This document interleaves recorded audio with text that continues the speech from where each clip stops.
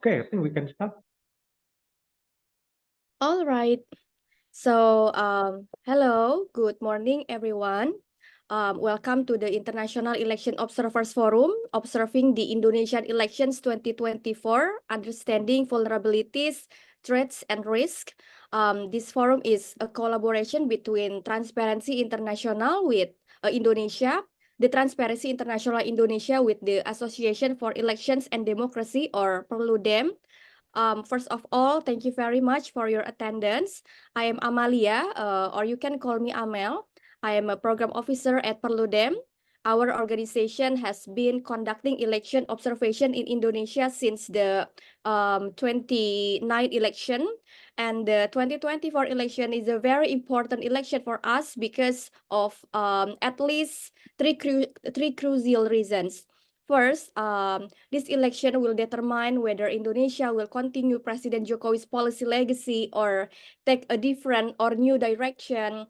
That is why the competition in this election is more intense, and the narratives that we can see in the social media are more agitative than in the 2024 election. And secondly, there are issues with the independence of the election organizer, which was not the case in our previous elections.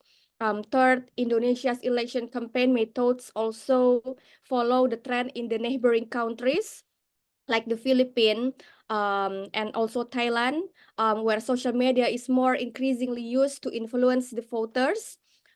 Based on SafeNet's monitoring report published yesterday, the number of cases of violations of digital rights in the year leading up to the election increased significantly.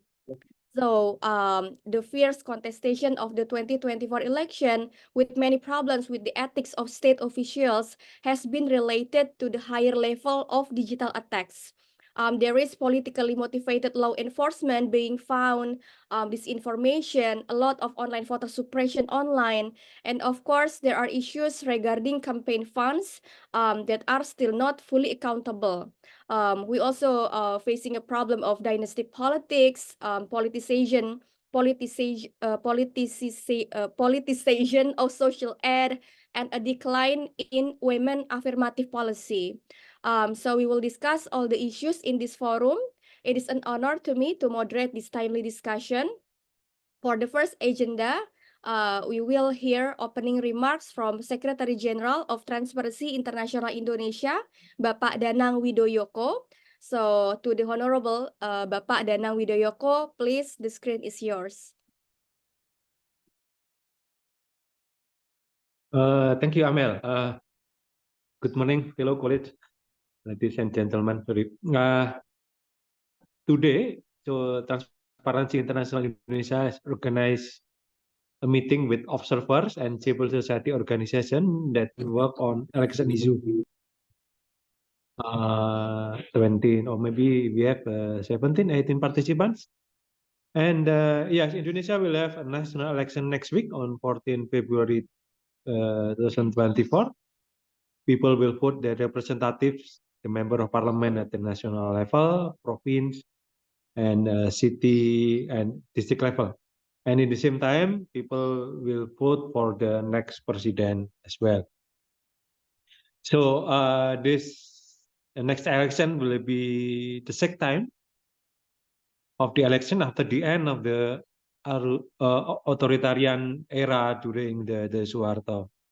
So it will be, and it should be, the second time Indonesia will have a free and fair election. However, as Amel has mentioned and media reported, the upcoming election, Indonesia will have to deal with a number of problems. The first is widespreading vote buying practices. A survey by Transparency International Global Corruption Barometer in 2020 point out that around 28% of the voters had offered or known of the practice of vote buying. Another scholar from Indonesia, Burhanuddin Mutadi, in this book also point out similar percentage, around 25% to 30% of voters that offer, receive, or know the practice of vote buying. So, in terms of the real number, this year we will have 230 million voters. So it's mean that around 75, 80 million of voter in Indonesia will be offered, received, or know the practice of the vote buying. So it will be widespread a problem in Indonesia. And second problem in the recent development. So the government, the Joko Widodo administration, recently has just launched a huge cash transfer programs. And as you know, the son of President Joko Widodo is the vice president candidate. So it means that these programs look like pork barrel politics at the gigantic scale at the national level that give the advantage to President San in the upcoming election. As a number of polling reports, the popularity of the President San and his president candidate Prabowo Subianto is the lead in the number of the poll. So this big cash transfer program have brought big impact to the result of the next election. And now the third problem is the president support his son not only through cash transfer but by mobilizing bureaucracy. Even people, there is some suspicious that police also involved to support or to undermine the candidate of the president's son.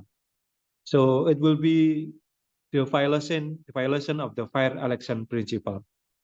So previously, I thought that such kind of practices, using the government bureaucracy to support certain candidate or to pressure the competitor is the old practices during the authoritarian era under the New Order Suharto. And unfortunately, I see again the return of this old practice in the upcoming election. And I see the representative from NAMFREL, Philippines. I remember NAMFREL when I was a student activist in 1997, 1998. When we were still under the New Order Suharto era, authoritarian era, we learned a lot from NAMFREL at the time. How to monitor election, how to organize volunteer, to gather all evidence of the violation of the election.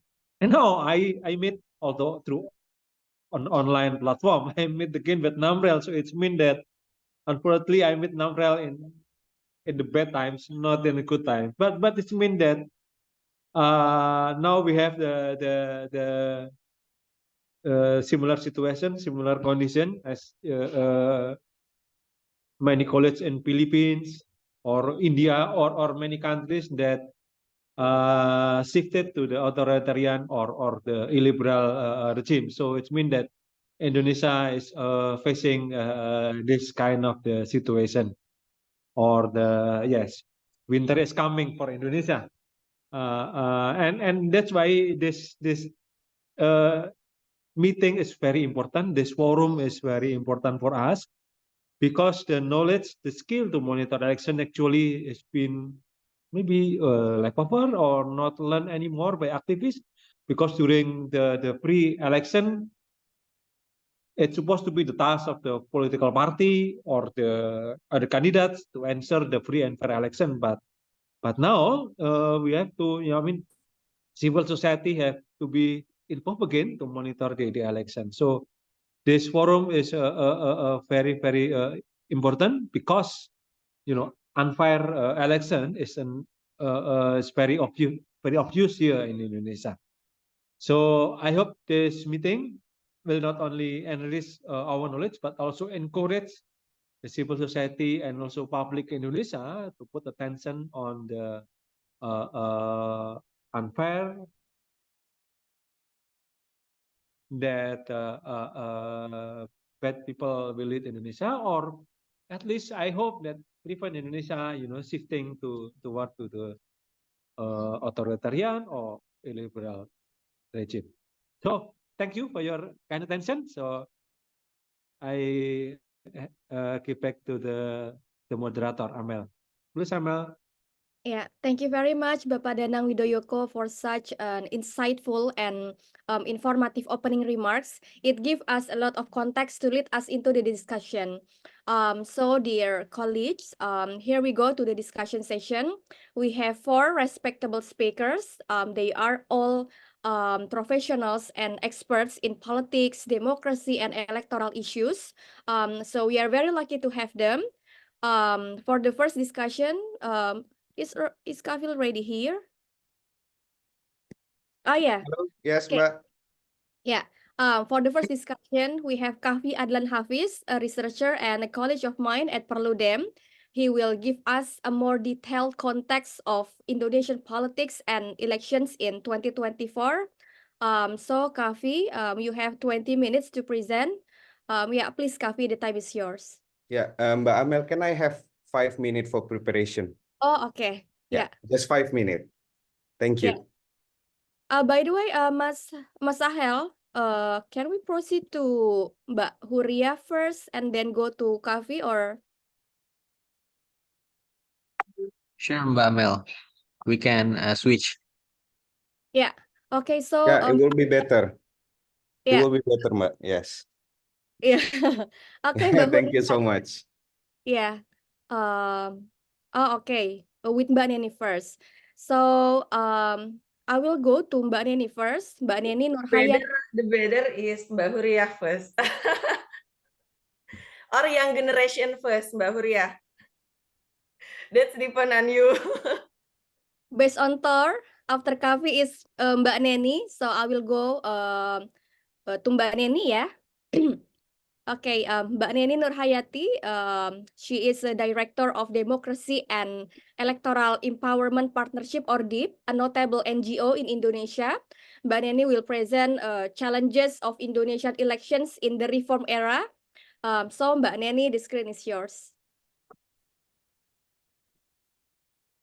Okay, Mbak Amel, thank you very much. Can you see my PowerPoint, Mbak?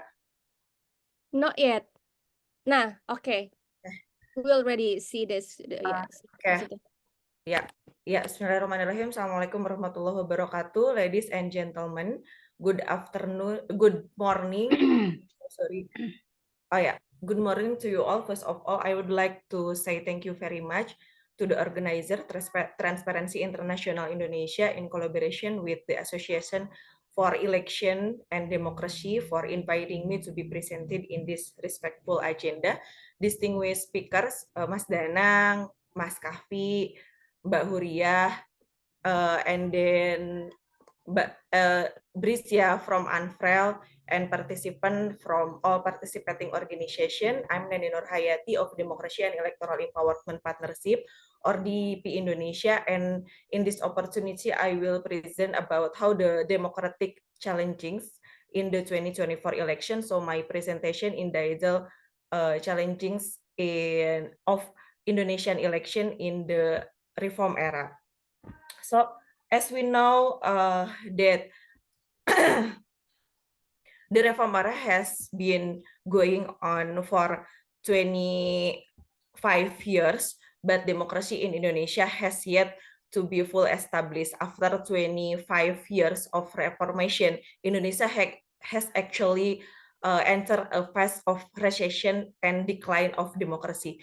Indonesia Democracy Index continue to decline from year to year, and I think this situation raises concerns about the future of democracy in Indonesia. Based on the data from Freedom House, Indonesia Democracy Index dropped from 62 points in 2019 to 53 points in 2023. And the year 2024 has made the public increasingly anxious.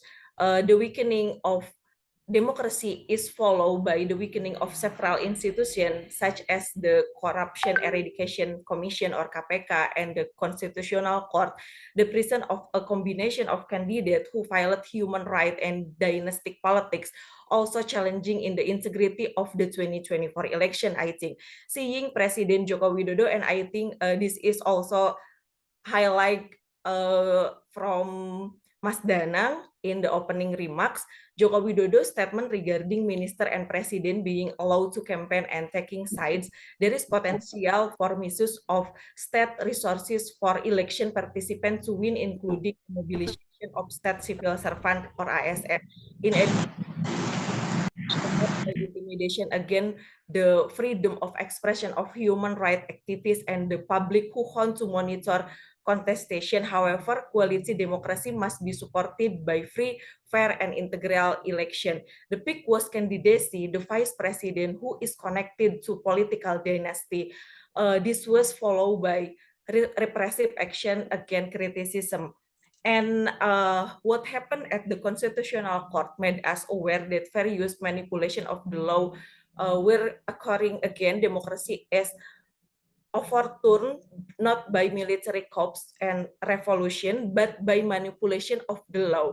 So through the judicialization of politics, the law is manipulated only to serve the interest of realist politics actor who practices brutal powers without considering ethics and unwritten norms of democracy. In fact, democracy has brought the main actor of political realism to power. However, he ended up killing democracy slowly. Opposition, which allow for checks and balance, is narrow. Civil and political rights are also restricted through law, and the rule of law was torn apart to become a state of power. Public policy in a democratic country should be inclusive, fair, and equal. However, in apparently being done as part of political engineering and campaigning, the state is going through such a personal political transformation.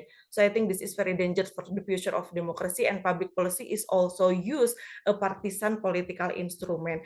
And the election is political momentum to save our democracy from realist, pragmatic, and opportunist political actor who have misused state power for sake of winning participation politics, and they have practiced democracy without ethic. And then no, in fact, unwritten democracy, ethic, and norms play a central role in saving our democracy. And that is who two professor politics at Harvard, Stephen Levitsky and Daniel Ziblatt, as we know, emphasizes in How Democracies Die. And I think how about what makes our democracy unequal? I think as the election approach, Indonesian experience a rainy season of social assistance in various forms.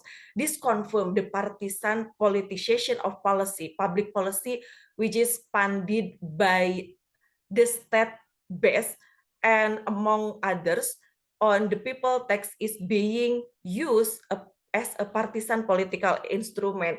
And this is clearly a form abuse of power in a democratic country. In Indonesia, also electoral democracy controlled by money politic, and we called also oligarch, Mbak Amel.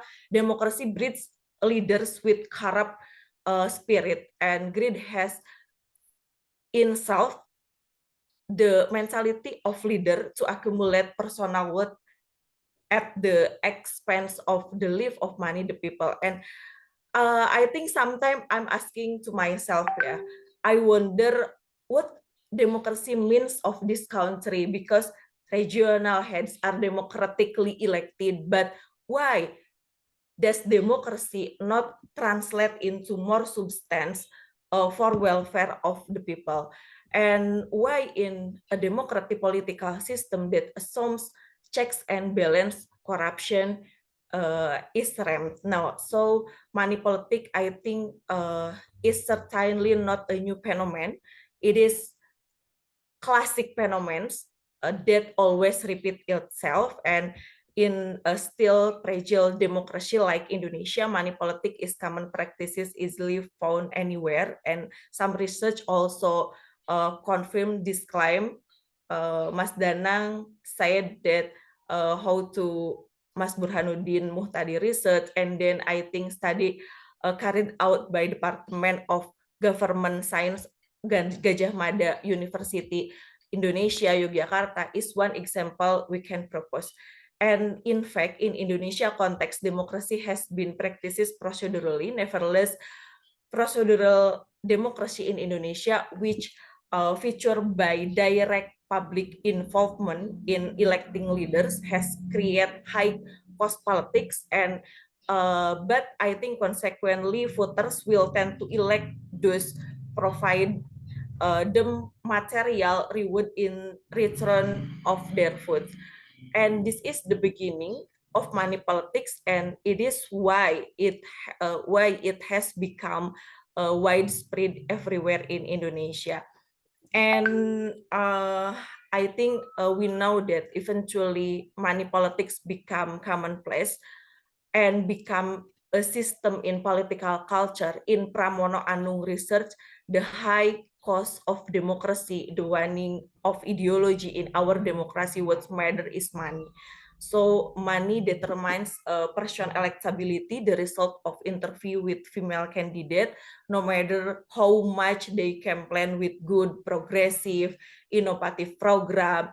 And at the end, it will not make an impression. I think even though those who use money politics are those who do not have the capacity, but at the last time to become a shortcut to win. And unfortunately, our voters are also willing to go the way, and the public is increasingly willing to accept the money. So based on the data from election supervisory board or Bawaslu in 2019 election, there are 136 report and 60 report related to money politics. So election supervisory board, and based on the finding of DIF Indonesia, in one province, West Java province, 12 cases of money politics were found. So DIP Indonesia also has conducted on the condition of our voters. So the research entitled Money Politics and the Regression of Democracy, Women Voters Vulnerability in Transactional Politics, case study in 2019 election and 2020 regional election in Indonesia. So there are 5 categories of voters, namely voters who really enjoy money politics. This made up 28% of respondents, and group of voters who actually know what money politics is, and they conceptually rejected such concept. But if they are given any material related to election, they accept it and very enjoy it gitu. And surprisingly, this group is big, as they made up about 44% of the respondent, and group of voters who rejected money politics avoid it, but they do not want to, or they don't have courage to report to the practices and authoritarian bodies. And this group is quite big as well, as we could find 17% of respondents are in this category. And group of voters who do not involve nor witness the practices of money politics, but they aware that money politics are circulated, and they dare to report the practices. And lastly, group voters who rejected money politics and they have awareness to courage to report the practices. So I will focus one of category mentioned above, namely group voters who actually know what money politics is, and they conceptually rejected such concept. But if they are given any material related election, they accept it and enjoy it gitu. And the big question, who are they? Our research found that women maybe it is this topic can highlight by Mbak Huriah. Our research found that the women are the most vulnerable to money politics, offering analysis of money politics among women's group in Indonesia. So and Firstly, political communication is the starting point of money politics. Indonesian voters are no more than supporter. If they come to any campaign, then do not intend to get political education or discover vision of candidate. Rather, getting material benefit is their main intention. In analyzing Indonesian case of money politics, cognitive dissonance theory by Leon Festinger can be applied. It is defined as the mental discomfort that result from holding to conflicting belief, values, and attitude. People tend to seek consistency in their attitude and perception. So this is conflict causes unpleasant feelings of unease or discomfort. So this happen as some parties experiencing pressures from other parties, or there are two equally important elements to be considered. For example, voters are aware that money politics is unjustifiable, but they are in need to accept money politics or any material problem. The problem is a candidate who use money politics to gather voters will attempt to return that expenditure that spent during candidacy. So this is the point where moral hazard once again take places. Another problem is the weakness, I think, the political parties institution and our political system is still central. So that's political decentralization fail in election. So I think this is my recommendation. The 2024 election will be a momentum for Indonesia to strengthen its democratic building, which had tended to weaken in recent years, and also civil society involvement in crucial legal sanction. Breakthrough is essential to be taken, and the destructive element of money politics are double. It is lie not only is on its transactional value and its ability to destroy democracy, but also its potential to damage cohesiveness of society.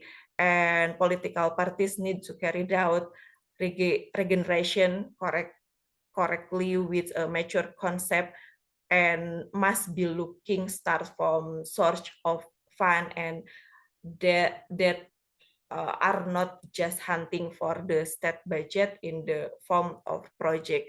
And the position Bawaslu, I think, must be clear, and political parties do not need to pay a witness who are with large and optimizing the working of disclosure of campaign funds, and KPU and Bawaslu need to carry out electoral engineering and innovation.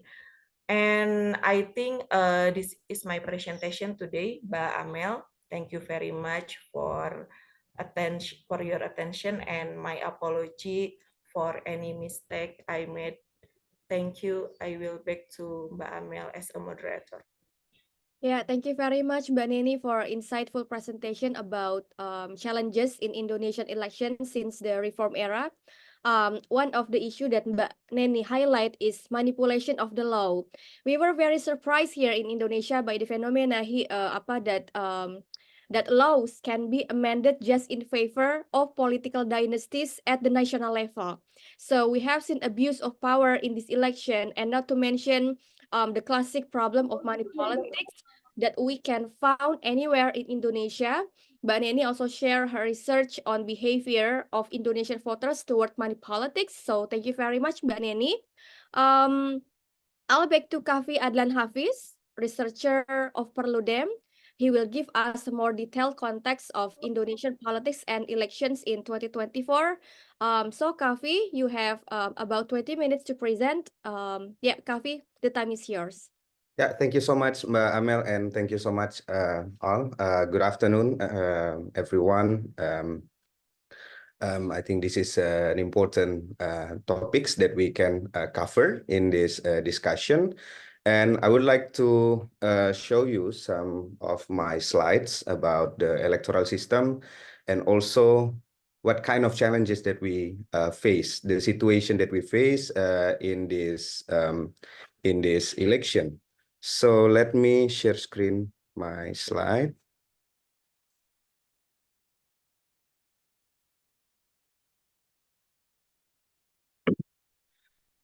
Mbak Amel, can we Yeah, see?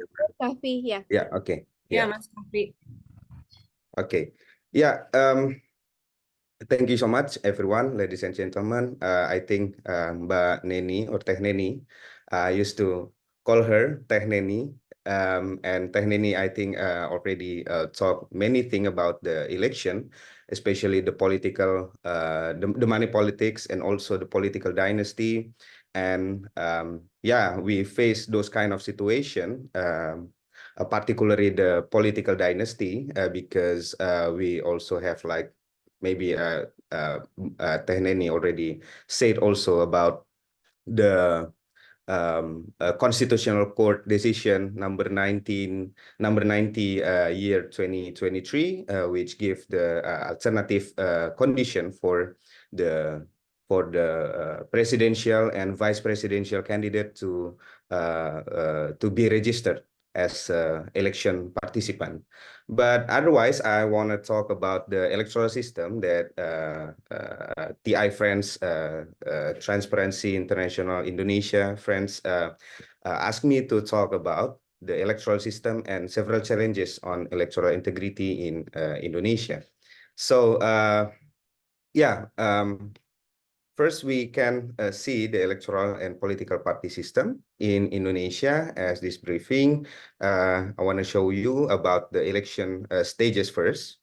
So in Indonesia, we try to arrange, and also yeah, in the regulation, in KPU regulation, in law, in the electoral code, law number 7 to year 2017. We have the election stages. The first one is law developing. So we have to, before we manage the election, we have to develop the law first.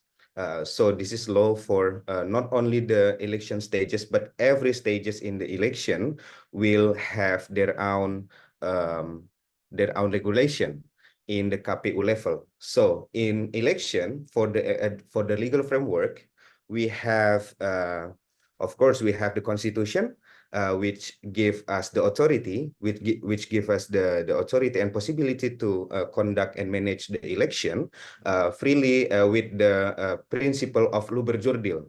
It's a very advanced version of a free and fair election. So in Indonesia, we have a very advanced principle, but unfortunately not the management. So yeah, and the legal framework of Indonesia, after the Constitution, we also have, below the Constitution, we have law, or we used to say undang-undang. We used to say undang-undang. If we want to talk about the election law or electoral code, we used to say undang-undang pemilu. Undang-undang pemilu. And I think this is important because Undang-Undang Pemilu or Electoral Code, Indonesia's Electoral Code, give us some, legal framework for conducting, for managing the election. And every stages and many things on the Electoral Code of Indonesia will be stipulated more, will be regulated more technically in KPU regulation and Bawaslu regulation. After this, we will talk about the institutional EMBs of Indonesia. But now we try to cover that we have KPU's regulation as the regulation for the management of the election. And also we have Bawaslu regulation to stipulate, to provide some regulation for overseeing or supervise the election as well. And every stages has their own regulation, KPU's regulation. The first one is so they try to develop all of the law, including maybe the districting, the electoral district, and then the voter registration, the political party and candidates registration, campaign, and etc. And after developing the law, after developing the legal framework of each stages, we have also election budgeting. So after developing the law, we already knew about the stages that we want to conduct. After that, we try to budgeting the election management, all of the election management, all of the necessary things. We try to budgeting. The budget is from KPU, but KPU try to make a budget plan, something like that, and then they will give it. They will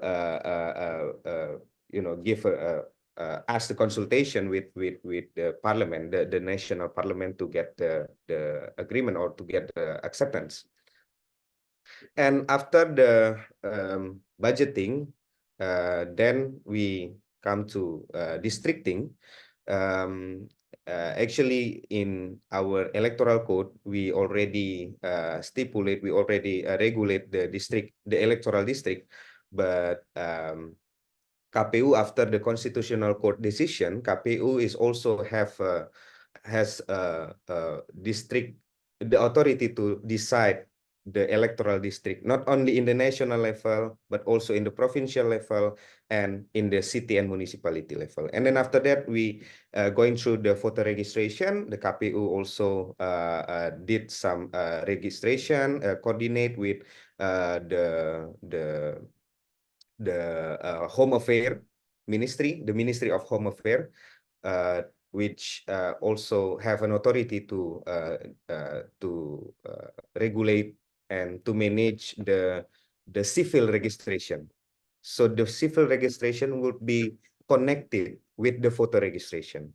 And then after that, the political party and candidates registration, they have to, the political party, for instance, they should pass like two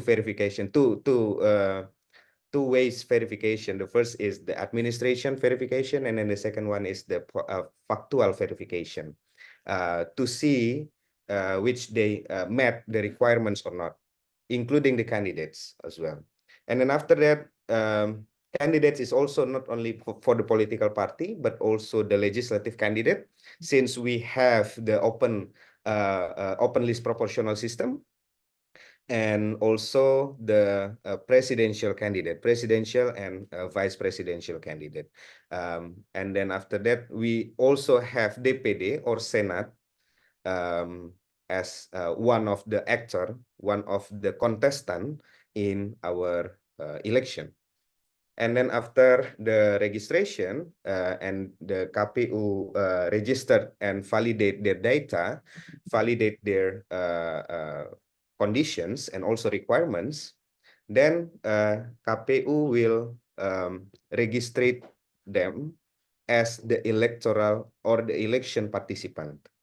After they registered as the election participant, so we're going to the campaign period. If I'm not mistaken, it's only they only get 75 days, but before, in the previous election, we have more than maybe 120 days. Correct me if I'm mistaken. And after the campaign day, we have a cooling day, which is 3 days. So the campaign day will be until 10 February 10. 10 February, and then the cooling day will be after that, 3 days after the 10 February. So it will be 11, 12, and 13 of February. And then after that, we have voting day or polling day on 14 February. And then after the voting day, including the counting as well. So the voting day will be on the same day with the counting process. So voting and counting process will be on the same day. And then after the counting process, we can see the result on the polling station. And the polling station, now all of the result will be given to the sub-district ad hoc workers. So in Indonesia, for the election management, we we're not only have we're not only have the KPU as the institution, but we also have the ad hoc organizer of the election in the sub-district level, in the village level, and then the very below, the very lowest level is the poll station workers. So the poll station workers will give or will distribute all of the result, all of the ballot that has been stamped to the sub-district level, the PPK, the name is PPK, the sub-district level, and then the sub-district level PPK will do the recapitulation of all the result of the ballot that already stamped, and also we have the CFOB, the certificate of result in the very big form, in the plano form, in the plano paper, and all of the plano paper we have 5 because we also have 5 5 kind of election. We have 5 kind of ballot paper for just one people, for just one voter. So that's why the certificate, the result certificate is also have 5. We have 5 result certificate that given that will be distributed, that will be moved to the recapitulation process in the sub-district. And then after the recapitulation, the stage recapitulation from sub-district to the city or municipality and also provincial level, and after that in the national level, then we got the election result. After we got the election result, after the election result was decided, after the election result was decided, sorry, the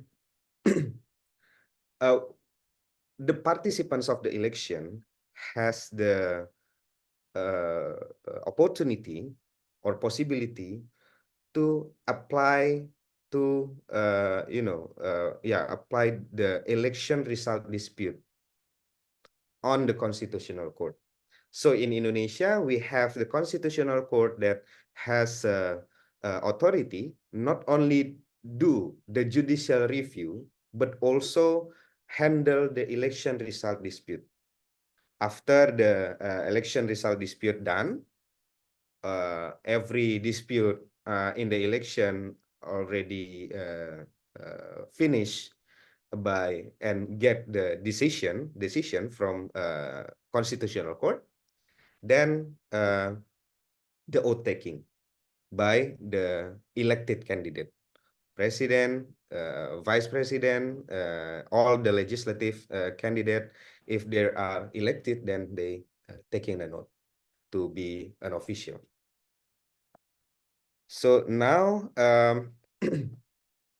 that's all the election stages, and then we move to electoral system in Indonesia. So actually, in Indonesia, like maybe we already seen before. The election schedule, the election in Indonesia will be conducted simultaneously. Not so we don't have only presidential election, we also have legislative election. For example, in every provinces except Jakarta, all of the provinces will have 5 ballot paper for one voter. It is very complicated. It will be very complicated, not only for the poll workers, but also the voter, because we can be very confused. We can be very confused because many candidates on the ballot paper, since we also have the open list proportional representative system. So yeah, it will be very complicated. And president, we have election for presidential election, and then the second one is the DPR. DPR is the National Parliament, and also Senate, the National Senate or DPD. 3, and then after that we have DPRD provinsi, the local parliament in the provincial level, and DPRD kabupaten kota or local parliament in city and municipality level. So it will be very complicated because we elect all of them just in one day. We count all of them just in one day as well.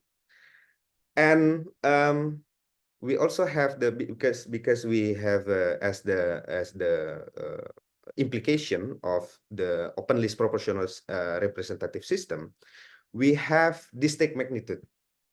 So in many countries which have a plurality system or majority system, you will have in one district, in one electoral district, you just have one seat to be compete. But in Indonesia, since we have open list proportional representative, the electoral district will consist of several seats to be compete. In DPR, we have the regulation as well because it based on the population in one provinces. So in DPR, in the national parliament level, the minimum seat in one electoral district is 3, and the maximum is 10. This is a part of election law. So it's already stipulated in the election law. And then for the local parliament, still the minimum 3 seats, and the maximum is 12 seats in the local parliament, not either in provincial level and city and municipality level. And also the electoral formula to interpret the result to be the seats that compete in one electoral district. We have divisor method with Saint Lake variant. So we will see. Yeah, it's very technical, but yeah, we can see the method after that. And then the balloting structure for DPR for the legislative is open list, yeah, like we already mentioned.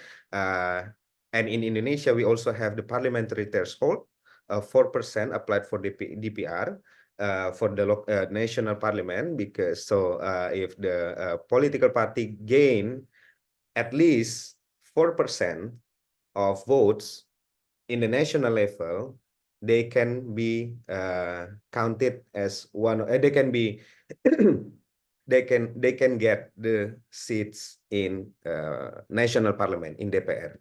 But if they only gain less than 4%, they cannot get any seats in national parliament. And we also have Senate election, the DPD. We have first past the post with multi-member district, 4 seats per provinces. We also have, like, yeah, of course, a presidential election with 2-round system. So the president, the candidate of president, the presidential candidate should gain more than 50% to be elected as the president. As the official president. If there is no, like now, potentially we don't have the presidential candidate which will gain more than 50%. So there will be a two-round election. The round 2 elections, because we have 2-round system. So after that, in the round 2, we will have only 2 candidates, only the toppest one, the first and second toppest candidate in the previous election, in the election, in the first round election. And the candidacy for the presidential threshold, we have a political party or coalition. So we have a presidential threshold, actually, which it require all of the presidential candidate should have the support and the nomination from the political party which has votes, gain votes to not vote, but the seat, 20% seat, 20% of seat, or 25% vote share in previous election. So all of the votes of the political party will be counting, and then if it met the requirements, 25% of the vote, so they can nominate the president. And the candidacy for legislative, we also have 30% women representation in every candidate list of political party in every electoral district. Nah, and then the balloting method for executive election, the president and the head of region. But for the head of region, we will not see them in our ballot paper in the polling day in the 14 February. Only president, because the head of region will be elect on February, on November or September, I think. The balloting method is punch the ballot on the picture, name or number of the candidates. And then for the legislative election, because since again, through the open list proportional system that we have since 2009, and then we already got it, we already apply it for 3 consecutive election. So yeah, the open list proportional system is already become the very base system in our legislative election. So the voters can punch the ballot on party's logo, on candidate's name and number. And actors on election, of course, the voters, eligible voters is people or person who already 17 years old or married or ever married. And the second one is the election management bodies, the election commission, the KPU. We also have the oversight body, the election supervisory body or Bawaslu, and ethical council of EMBs or DKPP. And we also, the political parties, we have the political parties with the legal status, and if they have a legal status, then they can be the election participant. But still, through the two-way verification, the factual, the administration verification and the factual administration. And then the independent candidates allowed for Senate or DPD. And like we said before, for the KPU, we have the EMBs, not like many countries, which maybe only have 1 or 2 EMBs for conducting the election. In Indonesia, actually, we have 3. We have 3. We have the Commission of Election, we have the Election Oversight Body, or election supervisory body, and we have also the Ethical Council for the EMBs, or DKPP, or Dewan Kehormatan Penyelenggara Pemilu. The KPU, of course, they have authority to they have authority to conducting and managing the election. And Badan Pengawas Pemilu or Bawaslu, they have 2 authority at least. The first is election administrative dispute. They can handle it, and then they also have an authority to handle electoral malpractices or electoral fraud or electoral irregularities. And the Ethical Council of EMBs or Election Ethic Council, why I say Ethical Council EMBs, because it only applied to the EMBs. It only applied to the commissioners of KPU and Bawaslu in every level, in the national level, provincial level, and city and municipality level. It's not applied to the candidates, for example, the voters, for example. No, it's only applied to the EMBs. So that's why I said Ethical Council for the EMBs or Ethical Council of EMBs. And of course, the the KPP or ethical council, this ethical council will has authority to safeguard of the independency and ethical problem, every ethical problem. They have authority to handle every ethical problem that reported from everyone, including public and also even the election management bodies about the election officers. So if the election officers did something wrong and violate the ethical code, the code of conduct, for example, because they also have the code of conduct of the EMBs, so they will the dispute the case will be handled by the DKPP or ethical council. And last, we have the constitutional court. This is not the institution of the EMBs, but this is a related institution because a constitutional court has, the constitutional court has authority to handle the election result dispute. So in our electoral justice system, constitutional court is the topest level. Every dispute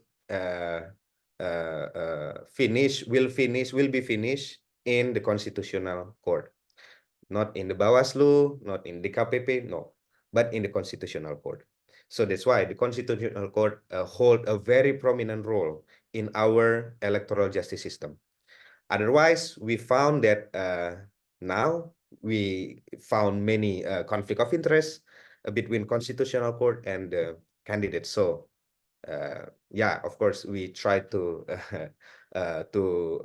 observe and for all of you, we can also observe the constitutional court process, the election dispute process in the constitutional court. And last, about the political party system on the parliament, actually there is no system of political party or political party system that particularly stipulated on law, including our constitution, electoral code, and also the KPU's regulation. But due to the proportional system with the multi-members district and the district magnitude, because in one electoral district, again, we have several seats that that the candidates, all of the political party will compete for that. The Indonesia's political party system is a multi-party system because the multi-members district will give the opportunity to have a multi-party system because this system will give the opportunity for the small party as well, also not only the big party to gain seats, but also the small party. So yeah, and the increasing of seats that compete in one electoral district, the district magnitude, the increasing of district magnitude will also increase the number of party that gain seats, and it will create the multi-party system, and in some extent it also will create the extreme multi-party system with more than 5 political party gain seats in the DPR or in the parliament, and it's also occurred now, and so that's why we can say and we can conclude that our political party system is the multi-party extreme system. So maybe that's all for my presentation. I will stop here, and thank you so much for the opportunity, Mbak Amel and all friends, ladies and gentlemen, in this Zoom meeting. Thank you so much. Yeah, thank you very much, Kavi, for the overview presentation about Indonesia election. There are a lot of important points from Kavi about election regulation, election management, election stages, dispute mechanism, election actors, and also Indonesian electoral system. I agree that one of the problems in Indonesian elections has always been election management. Our number of voters is large. Indonesia is vast. There are many remote areas that can only be accessed by boat. And these concurrent elections with proportional representative system make election management are very, very complex. So yeah, I hope it helps all the international observers here to better understand the overview of politics and technicalities issues in Indonesian elections. That's why some say Indonesia election is the biggest one-day election in the world ya, Kavi ya. So yeah, thank you very much, Kavi. Yeah. Thank you Next, so much, Mbak Amel. yeah, I'll go further to Mbak Huria. She is an executive director of Pusat Kajian Politik University of Indonesia or Puskapol UI. Mbak Huria will share insight and notes in the topic elections and women's representation in government. So, Mbak Huria, please, the screen is yours. Okay, thank you, Amel. Good morning, everyone. I'm very happy to join this forum. And as Amel already mentioned, I will talk about women's political participations, women's political representation, not only in government actually, but also in political institution. Amel, can I please share my own screen? Because I have an additional slide. Okay, thank you. Sure.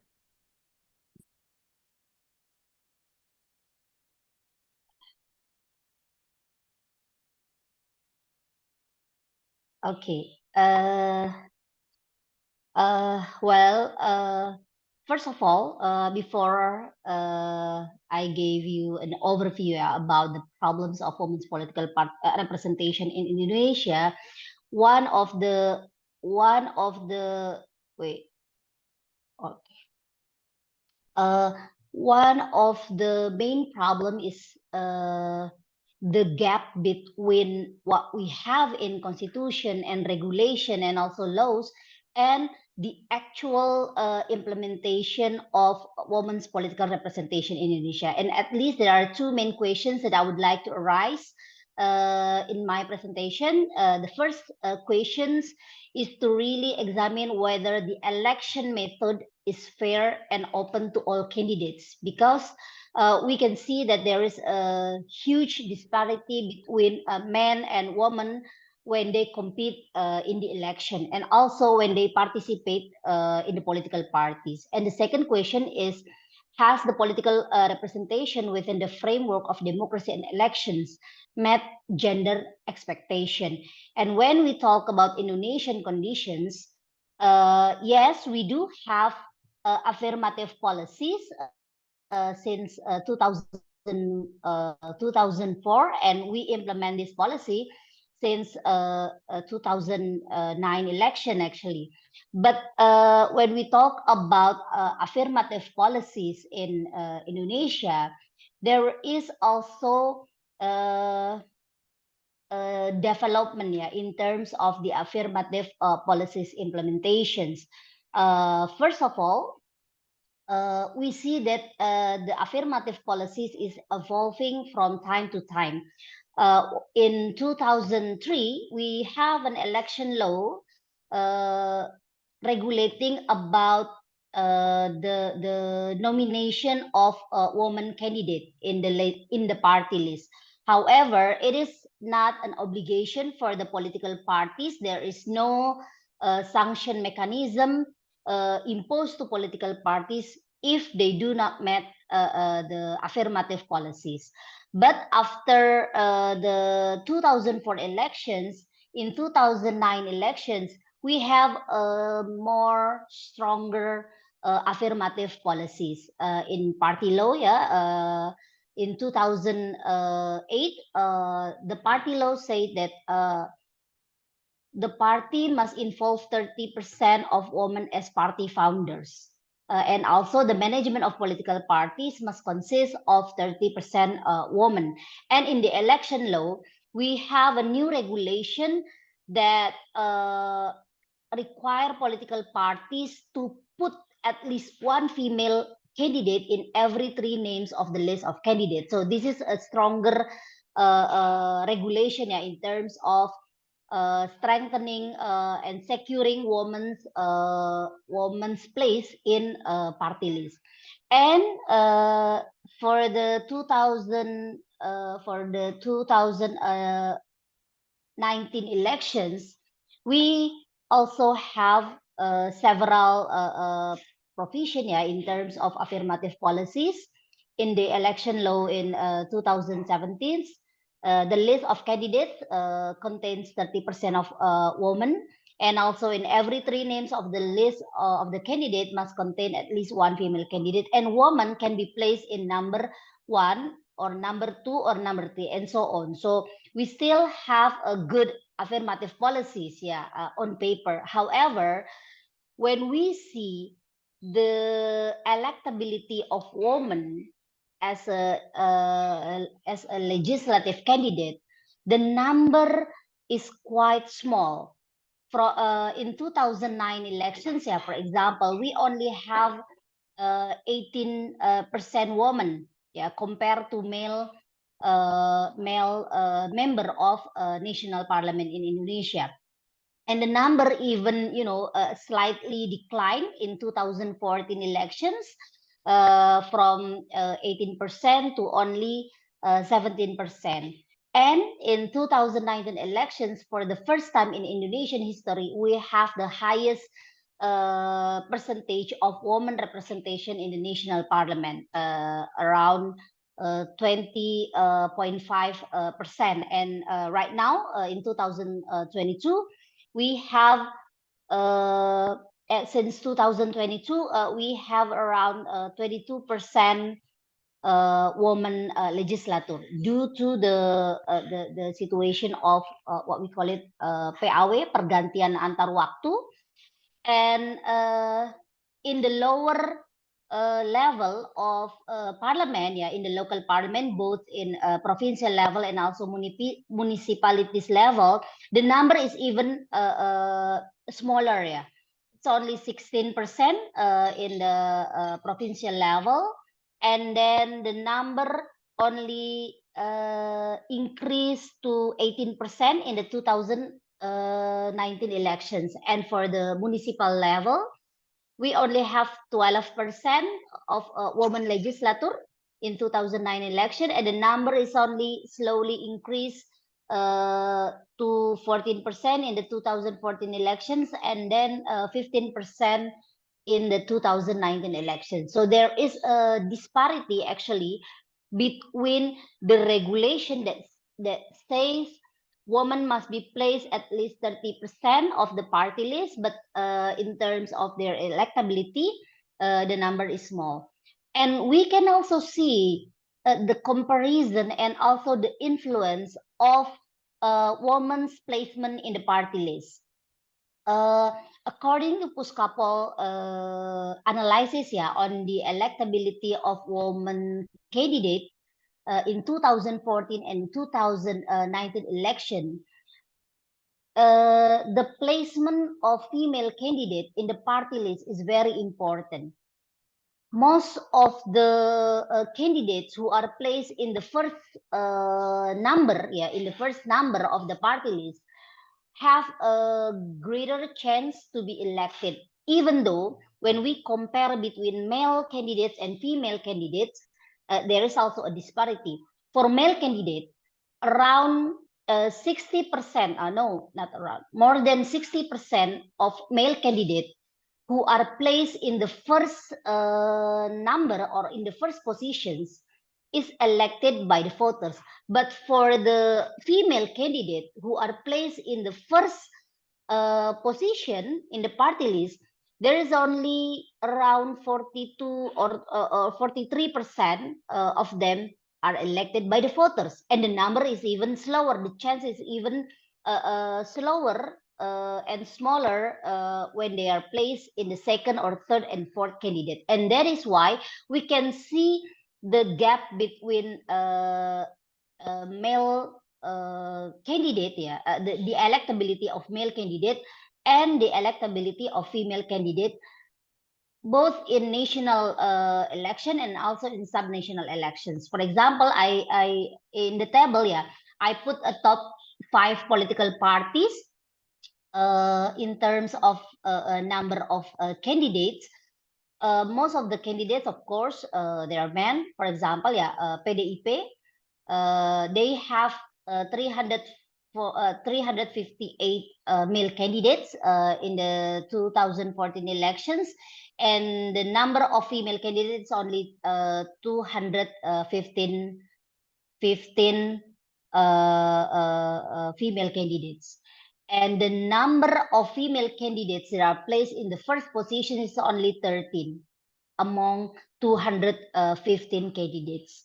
And the rest, most of the female candidates are placed in a lower number. And it's also happened in 2019 elections. So there is a correlation between the woman's nomination and woman's placement in the party list and their electability as a legislator in the election. And that's why we see the number is also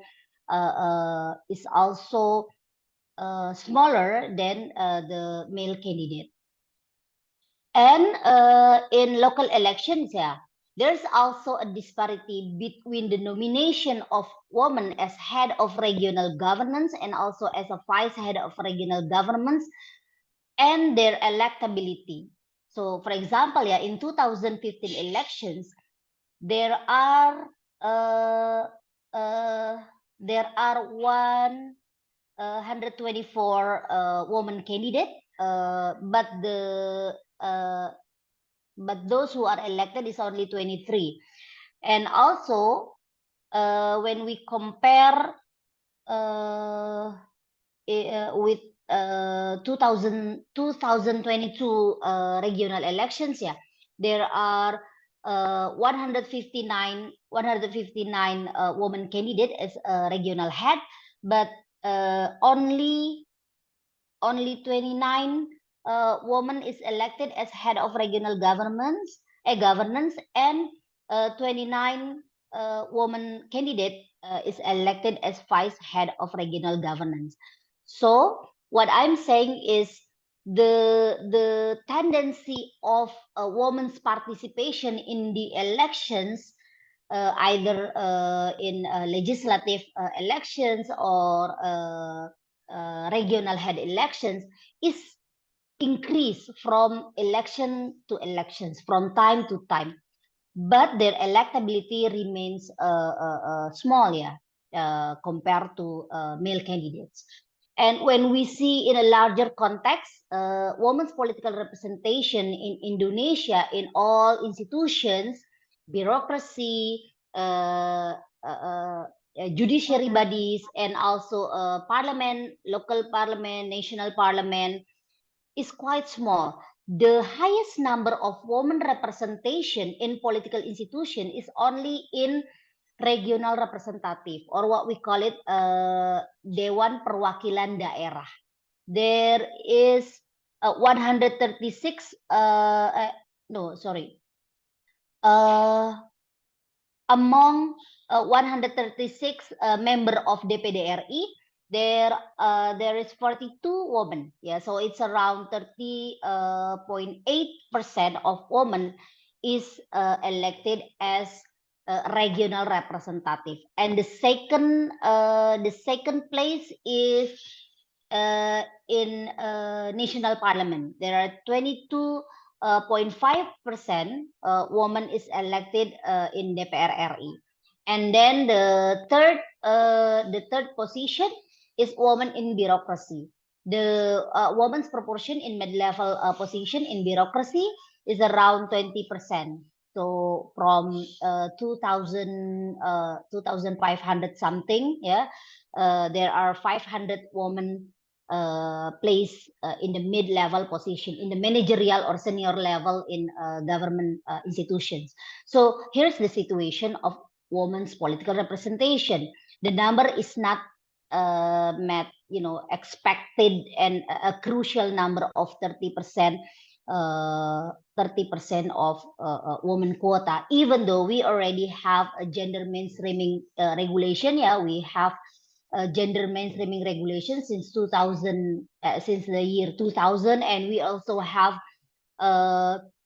affirmative policies since 2004. But the situation of women's political representation is not really good in Indonesia.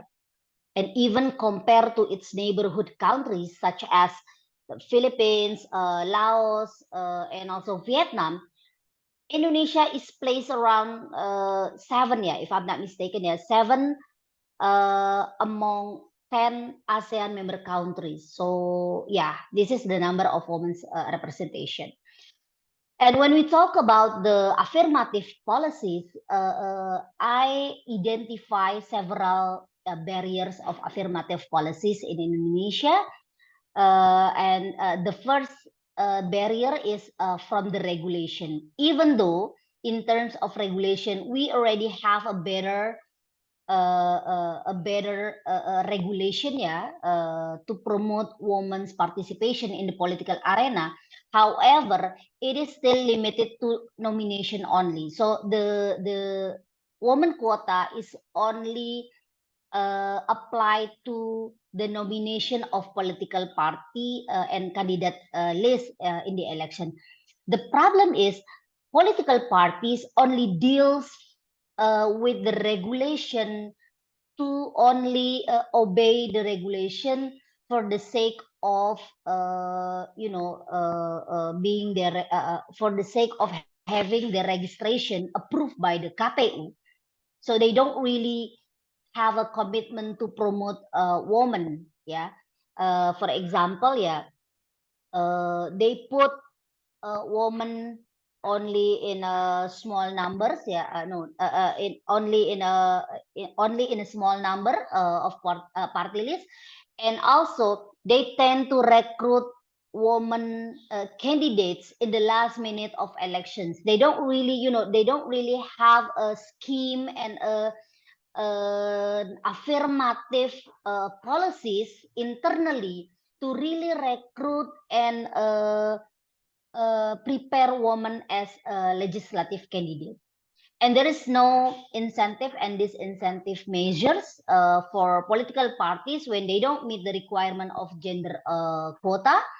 And also, recently, there is also a regulatory gaps affecting the fulfillment of affirmative provisions, because in 2023, the KPU just issued a new regulation that weaken the fulfillment of 30% gender quota in the candidacy list. And the second barrier is from political parties, especially in their internal party issues, including weak party democratization and their compliance with administrative requirement only, and also factors of kinship and political dynasty. So they really, they also took advantage on the affirmative policies to induce and to promote political dynasty. Puskapol's finding in 2019 elections show that 40% of elected women in DPR RI, they have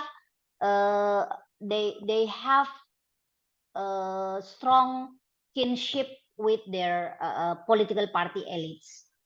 So this is also a challenge for women activists, women politicians, when they don't have strong ties with political party elites. And the third barrier is from the parliament in the legislative body. First, there is a lack of leadership by female legislative member. It is very hard for woman parliament member to be elected by their parties in strategic positions, for example, as the head of a commission or as the head of a fraksi in the parliament, and even as the head of DPR RI. Only now that we have a woman as a head of DPR RI. And other barriers in the parliament is the dominance of political parties and faction. Yeah, when they want to determine or when they want to promote a new law. So woman has less voices, yeah, in determining the position of their political parties in supporting a particular law. And also, other barrier is because the woman caucus has not yet become a focal point in women's responsive policy. Yeah.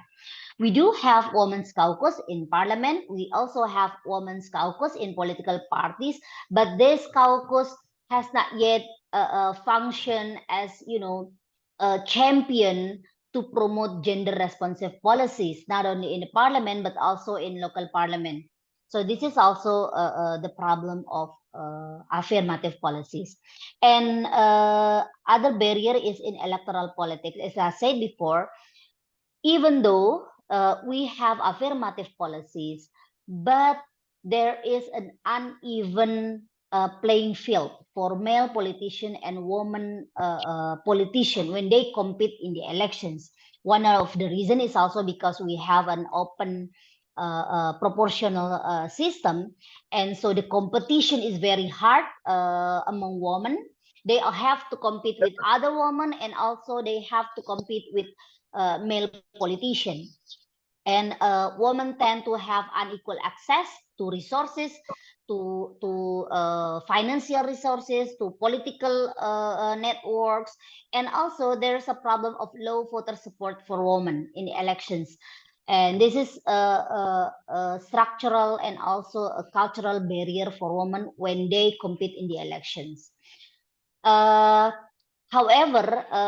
if I can, if I can say, or if I can identify the main and the fundamental problems of affirmative policies is political paradigm. Yeah, even though we have a policy, but the paradigm, the point of view of male politician, of political party elites to really support, to really promote women's political participation is very low in Indonesia.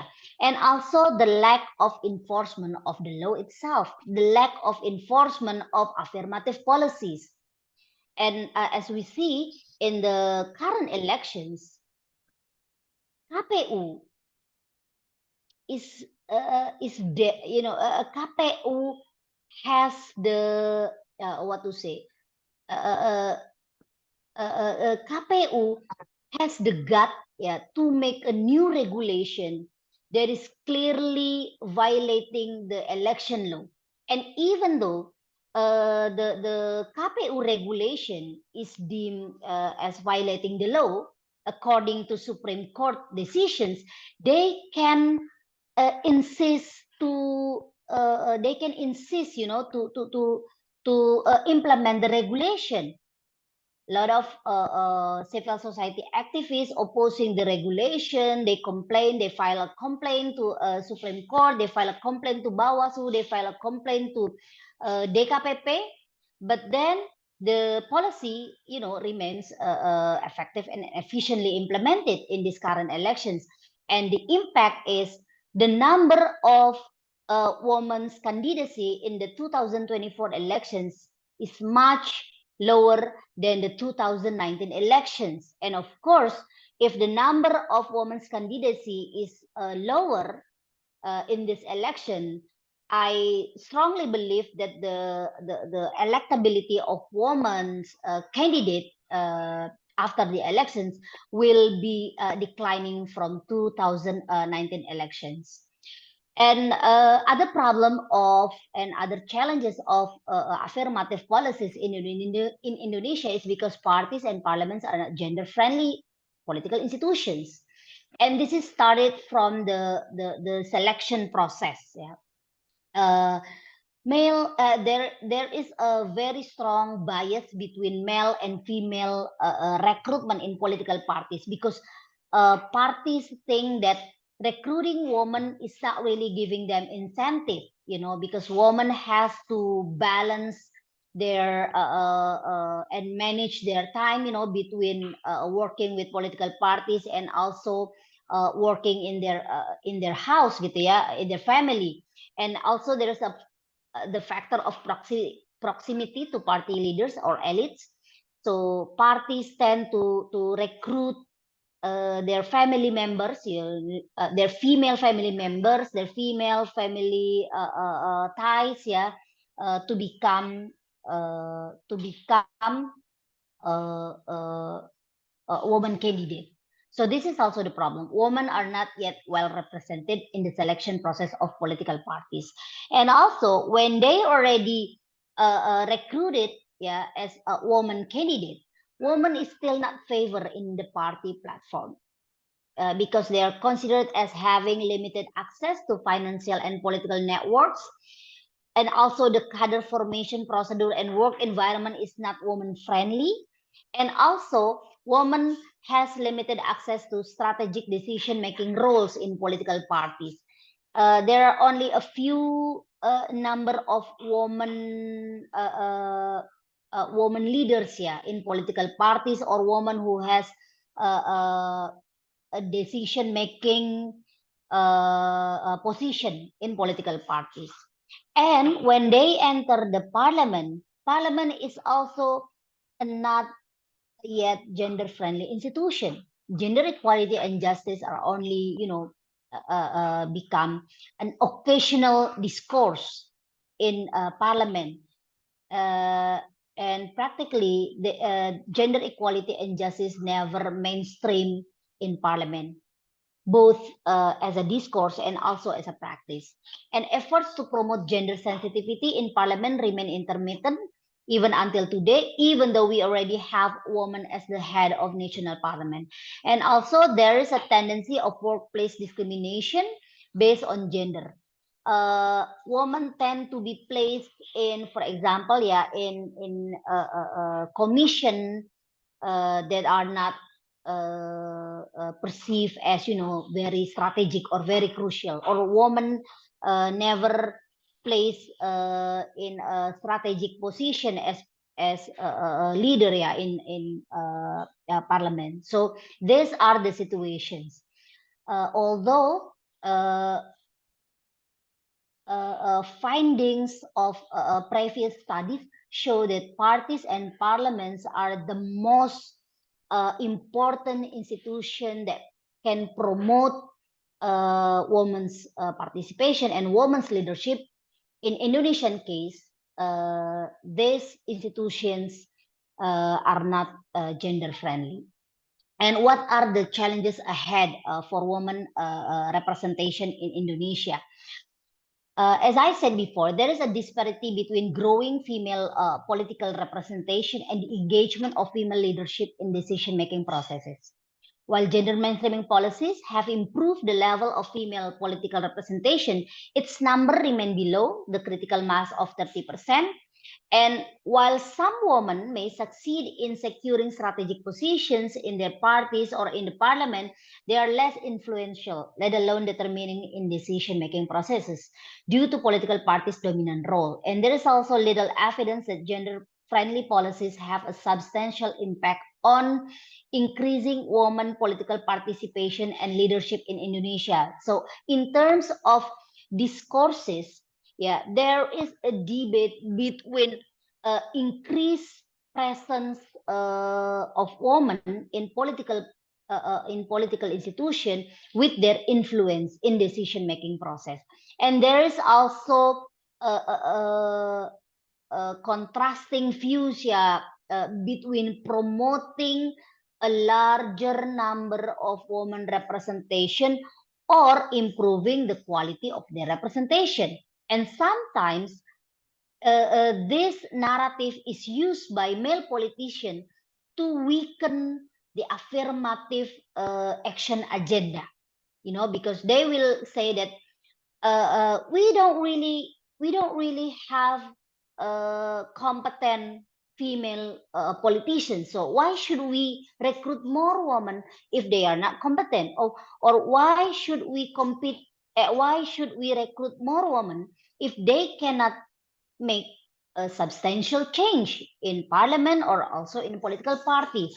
So this narrative is often utilized by male politicians to weaken and to show their lack of commitment to support affirmative policies. And also there is a contrasting view and a debate between an increased participation, a woman participation, and whether their participations in election, in political parties, in parliament is actually, having an impact on better representation of women's interests, in policies, in political parties, and also in election. So, to conclude, we seek to further, advocating women's political participation after 2024 elections. One of way that we recommend and we promote is by strengthening affirmative policy from formal to substantial representation and also balancing competition arena. And the second one is promoting party reform. And this is actually the right moment to really promote party reform because there is a plan to increase party financing from state financing to political parties. So we want to advocate for affirmative scheme for women's financing in political party and elections. So with that, I end my presentation and thank you, Amel. Yeah, thank you very much, Mbak Huria, for insightful explanation of the problems that occurred regarding affirmative policies and women participation in Indonesian politics. There are still many challenges that women face in Indonesia. Affirmative policies in candidacy have actually made progress from the 2004 election, Mbak Huria, to the 2019 election. However, in the 2024 election, there is a decline, and what is very regretful is because of the election commission regulation. In the previous elections, it was the election commission that for women, but this time is different. In spite of the fact that the minimum target of 30% of women in parliament has not yet been achieved, still 20% in National House of Representatives. So thank you very much, Mbak Huria. By the way, for all respected participants, kindly please fill in the attendance list by the link shared in the chat. And also, you can write up questions in the chat. I will be happy to read those questions in the Q&A session later. Now, I will go to our last speaker, Briza Rosales, Program Manager of Asian Network for Free Elections, or ANFREL. The last discussion when I invited Briza last year, I introduced Briza as Project Director of the Lente, but now she is an ANFREL Program Manager. So Briza, she will deliver a presentation about election monitoring, opportunities and challenges. She has long experience in election monitoring. So Briza, the screen is yours. Thank you, Amalia. I will just share my screen. I will just request to enable sharing. Thank you.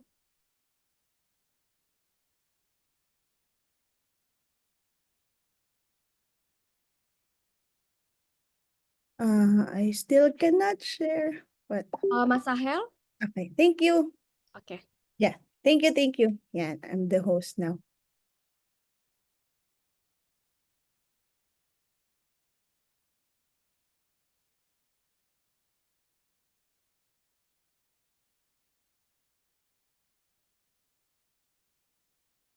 Okay, hopefully you can see my screen now. Okay, thank you very much.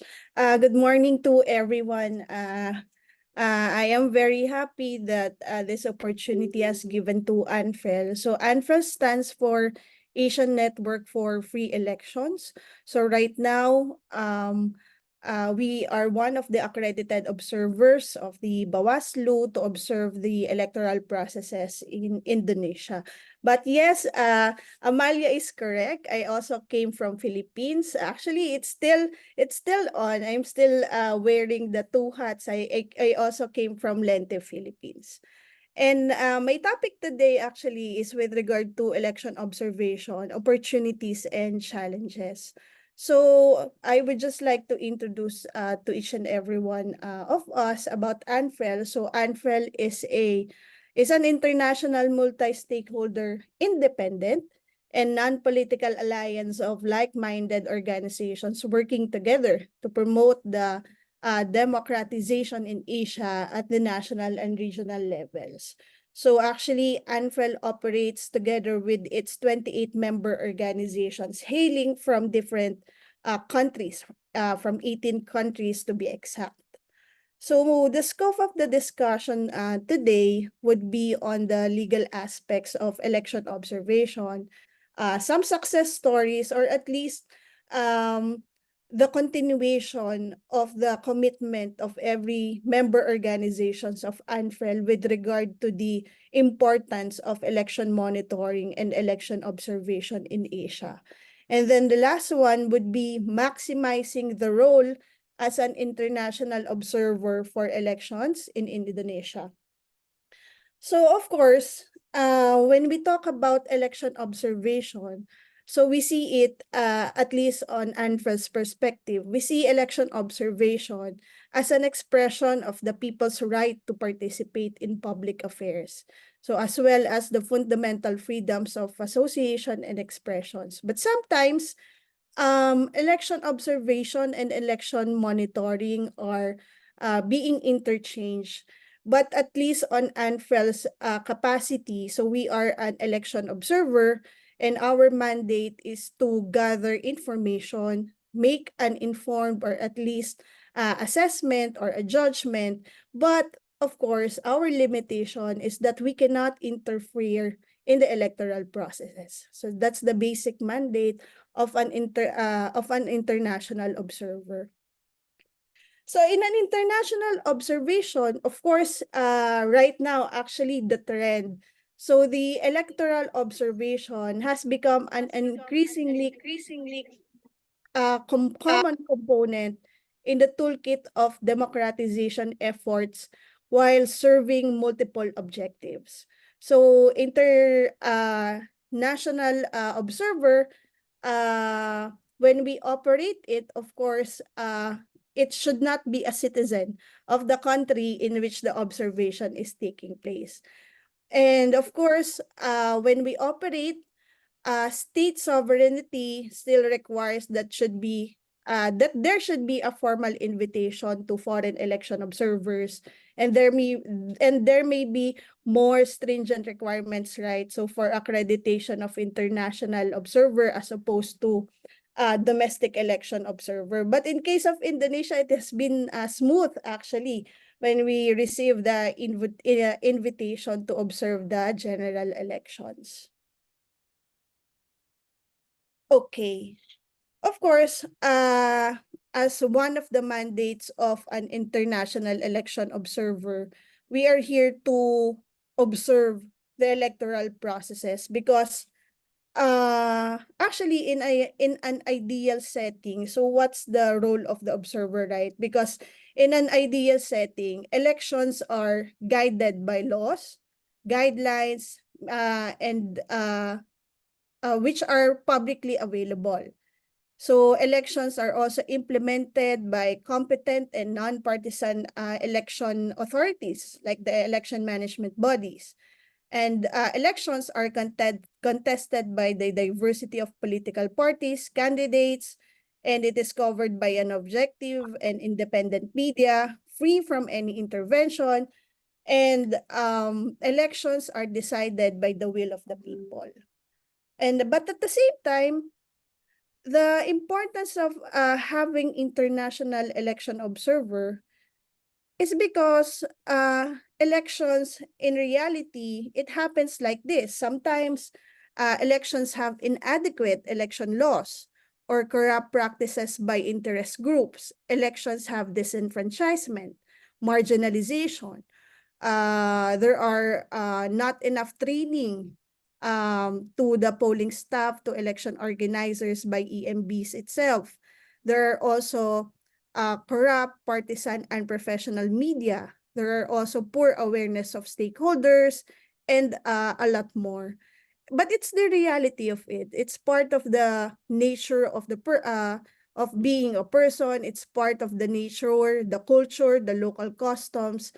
That's why when everyone, or sometimes when being asked what's the importance of having international election observer, at the same time domestic election observers, of course, we put importance on how can we make our processes more accountable, transparent, inclusive, and how we can effectively address those particular problems that we always encounter.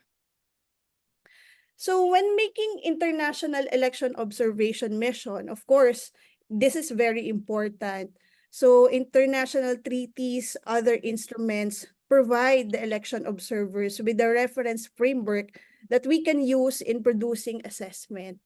So of course, observers, as our mandate, we should assess the quality of elections. So when we say quality of elections, it is not only the quality of the election processes, but also the quality of votes. So with regard to both international standard, and of course, this is very important, and it differs in different state or country, because the national law should be followed by any international observers. So we also have of course, we all know about the Universal Declaration of Human Rights, so adopted in 1948. So it recognizes the integral role that transparent and open elections play in ensuring the fundamental and universal right to democratic participatory government. So we also have the international standards of elections, but it's actually connected with the Universal Declaration of Human Rights. I just want to make emphasis on Article 21, because you can find here the most important key dispositions. We also have the International Covenant on Civil and Political Rights, of course, the ICCPR. So here, the role that periodic, free, and genuine elections play in ensuring respect for political rights. And at the same time, the provision formulates the right and opportunity of every citizen to take part in the conduct of public affairs. So in our case, it also applies to different domestic election observers, other non-partisan civil society organizations, and international election organizations. So basically, the necessary elements of an election are established in general terms, but the concept of an electoral cycle, the continuous right to exercise the vote, is clearly introduced through reference to periodic elections. So again, the basic principles on periodic, free, and genuine elections, so it can be found also under the ICCPR. So aside from those mentioned international instruments, ANFREL also uses this election monitoring or election observation principles. So we also have the Bangkok Declaration for Free and Fair Elections, the daily indicators of democratic elections, the Bali Commitments, 8 keys to electoral transparency and integrity, the Colombo Pledge on promoting and defending democracy in Asia. But to give context, why do we have this outcome document? So ANFREL conducts this Asian Electoral Stakeholder Forum every 2 or 3 years. So it is now on its 6th installation. So the last one happened just last year in Kathmandu. So we also produced the Kathmandu Declaration together with the Election Commission of Nepal. So when we do this election electoral stakeholder forum, we always partner with the election management body and other stakeholders to make it more dynamic and balanced. So just last year, as I mentioned, so ANFREL and the Election Commission of Nepal produced this Kathmandu Declaration on strengthening democracy and promoting electoral integrity through electoral reforms in Asia. Because we see the need also, because whenever we conduct election observation, so there are the concerted efforts in providing recommendations is really hard to implement and operate, because as international election observation organization, you have also the limitation. That's why you also have the member organizations in the country to at least adopt the recommendations provided during the assessment or produced during the mission.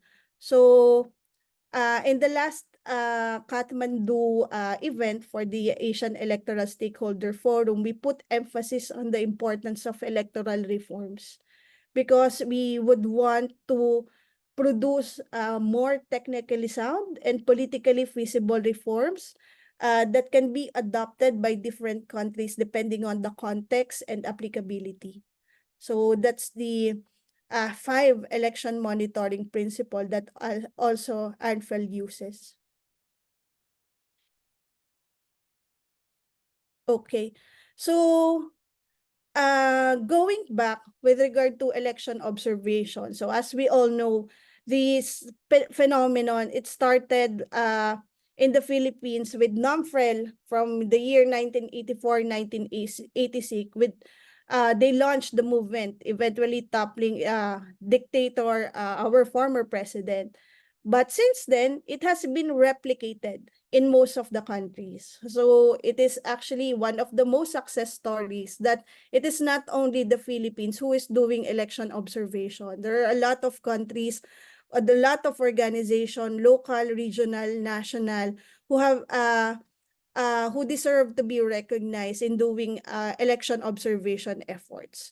So as a mandate also, as part of the function of international observer, so again, international observers, so it cannot be national of the host country. So that's why we wanted to produce an independent assessment.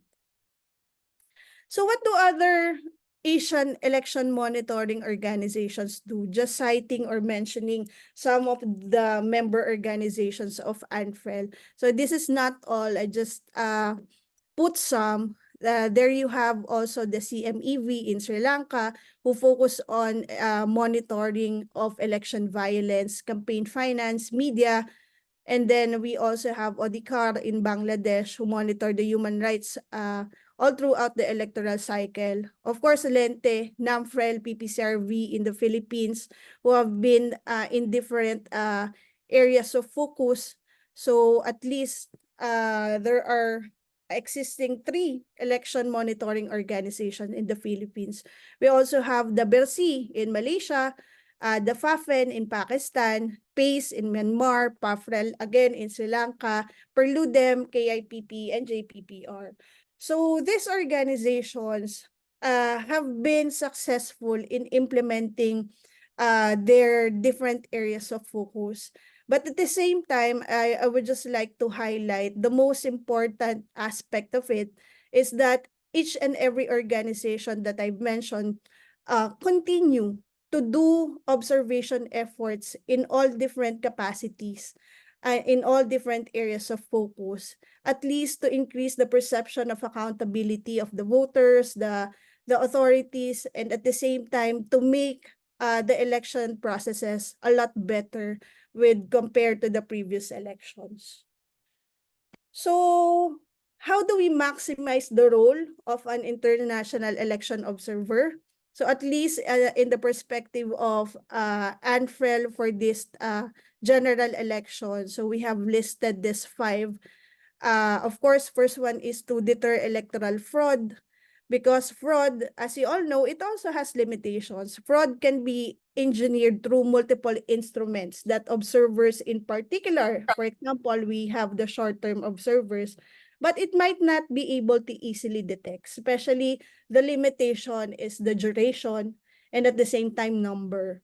But at least electoral observation mission, it may also encourage voter participation, being seen as a deterrent to political violence. Hence, this mission, it reassures voters' confidence in the peacefulness of the exercise. So third is the legitimizing election processes. So at least we facilitate democratic practices, institution building. So these are important objectives of electoral observation, which helps nurture a conducive environment to empower civil society organization and to build NGO capacities.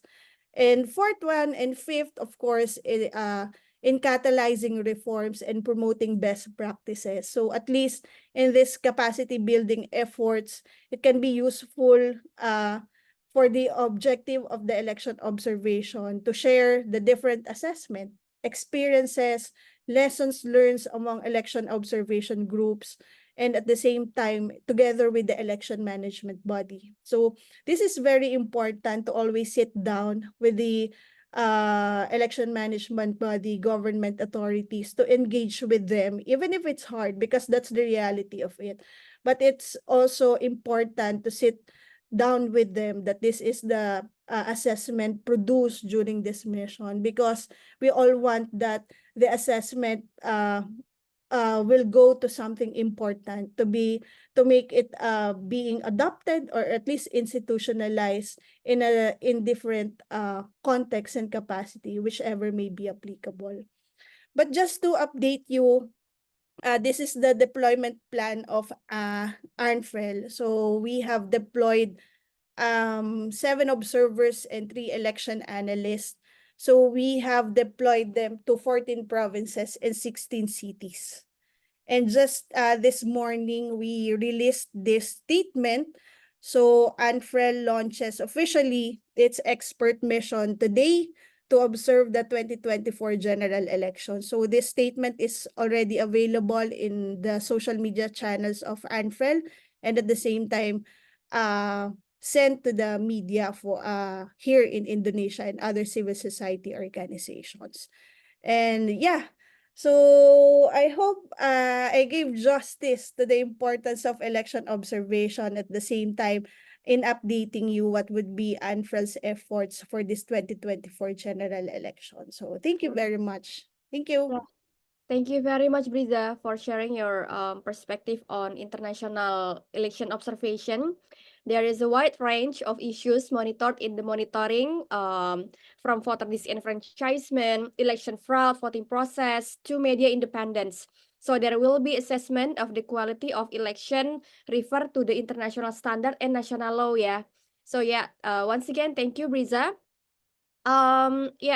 The 4 speakers have delivered presentations. We have up to 1 hour to discuss in the Q&A session. I'm sure that we all here have many curious questions to our expertises. So I want to invite Rebecca Giovanozzi from IFES, J. Falco from NAMFREL, Socorro Inting, commissioner of the Commission on Elections or COMELEC Philippines, and also Darin Bieleki from IRI.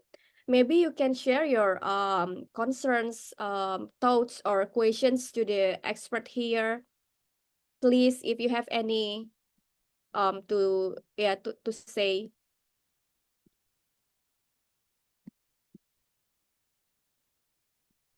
Is there any concerns that you may need to convey to Rebecca or Jeff or Socorro Inting or Darin Bieleki from IRI? Yeah, sure. I can say a little something. You know, Yeah. I think this is a very helpful presentation today. I really appreciate it. And separately, I and our IRI team might reach out to some of you, but overall, Thank you for this. Very helpful.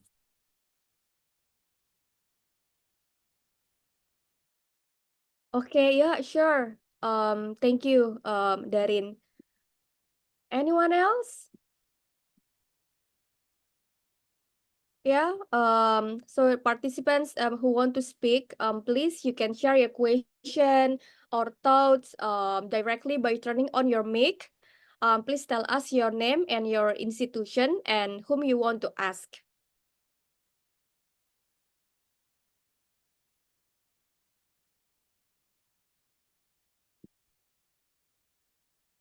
Is anyone?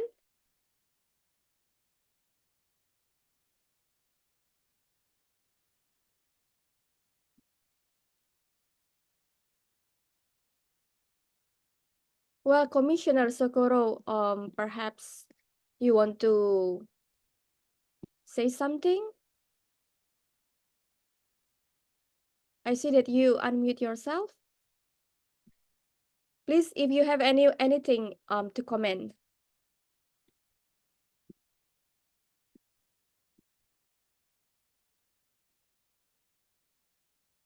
All right. So maybe I will ask I have a question for all of the panelists, and maybe if there is if there is no one have a question or concern to say, so the question is what is the biggest challenge that you see for this Indonesia 2024 election, and what is the biggest challenge that you see, and that's all. Maybe I will start with Kahvi. Yeah, thank you, Mbak Mel. I do really appreciate this forum. And about the challenges, yeah, of course, we have many challenges, of course, that you already mentioned about the complicated election. Yes, several media, some medias, international medias also nominate us as the most complex one-day election. Brisa will have a hard day after this. And yeah, of course, the 5 ballots paper for one voter would be very complicated and would be the biggest challenge of us. Still, just like in a previous election as well, in 2019. And also we found that in 2019 we have many poll workers were died because of the load work.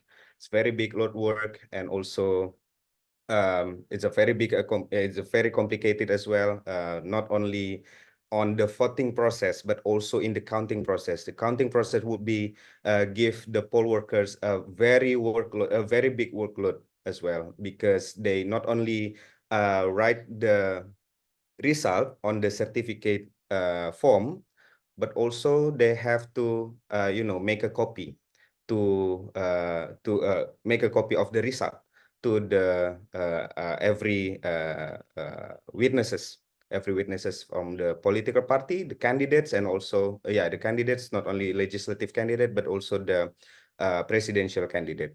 That's the biggest challenge, I think. And also the state partisanship, I think it's also being challenges for us, especially after President Jokowi said and has been seen favoring and supporting certain candidates on several occasions. Like we said that we saw that Jokowi already stated that the president can participate in campaigns and take sides in election. So it will impact some problem on our state impartiality. For example, the impartiality of civil servants and village staff in the village area, in the rural area, because Jokowi's partisanship can affect the impartiality of the civil servants, including the villages staff. And it can be seen from village staff's organization that also has declared their support to Prabowo Gibran. And villages head and staff played a prominent role in local politics of Indonesia, because their influence could affect candidates' electability, could affect the electability from the society, from the people. and also not only impacting or influencing the choice of the people, but also, you know, linking the candidates to the people in their area, and also maybe for some, in some extent, distribute the vote buying. And also we found that state resource misuse again after Jokowi's statement. We have the direct cash assistance or BLT, bantuan langsung tunai, for 3 months will be distributed in February 2024. So actually, we have 3 months for direct cash assistance. Each month, some people, especially who qualified as a receiver, the eligible receiver for direct cash assistance will get 200,000 rupiah for 1 month. So 1 month in January, February, and March. But now there will be a merge between the January, February, and March BLT or direct cash assistance. They will be distributed in February 2024. And then also we have Bansos or the in-kind assistance, which contains basic groceries and staple foods were given by Jokowi directly and extensively. There are also some posters and billboard for thanking Jokowi for the social assistance. So in the billboard or poster said that thank you Jokowi because you gave us the bansos or the in-kind assistance. And even though there is no image of Prabowo Gibran or other candidates, the Jokowi's image after he said the statement of president partisanship, of president can participate in campaign, the Jokowi's image will be linked to Prabowo and Gibran, and some assistants that give by Jokowi will give the electoral gain by a certain candidate. So I think that's our problems, that's our challenges because of state resource misuse. And yeah, again, the complicated election, we will face the same situation like the previous election in 2019. Maybe that's all, Mbak Amel, for me. Yeah, thank you very much, Kavi. Teh Neni, do you have another thought or additional comment? Yeah, can you hear my voice, Mbak Amel? Yeah, very good. Yeah, because my connection here is so bad, Mbak Amel. Okay, thank you for the question, Mbak Amel. Mas Kavi, I called him Mas Kavi. Mas Kavi remember us that 2024 election, this is the biggest one-day election in the world and the most complex system election in the world, right? And I agree, this is very complicated, so many challenges, especially in my topic today. So the potential for money politics violation is predicted to increase in the 2024 election because there are 18 national political parties and 6 local political parties. It is so big political parties being election participant in 2024 election. So competition will be stronger, not only with other political parties, but also with within political parties. So all political parties will do everything possible to win the battle.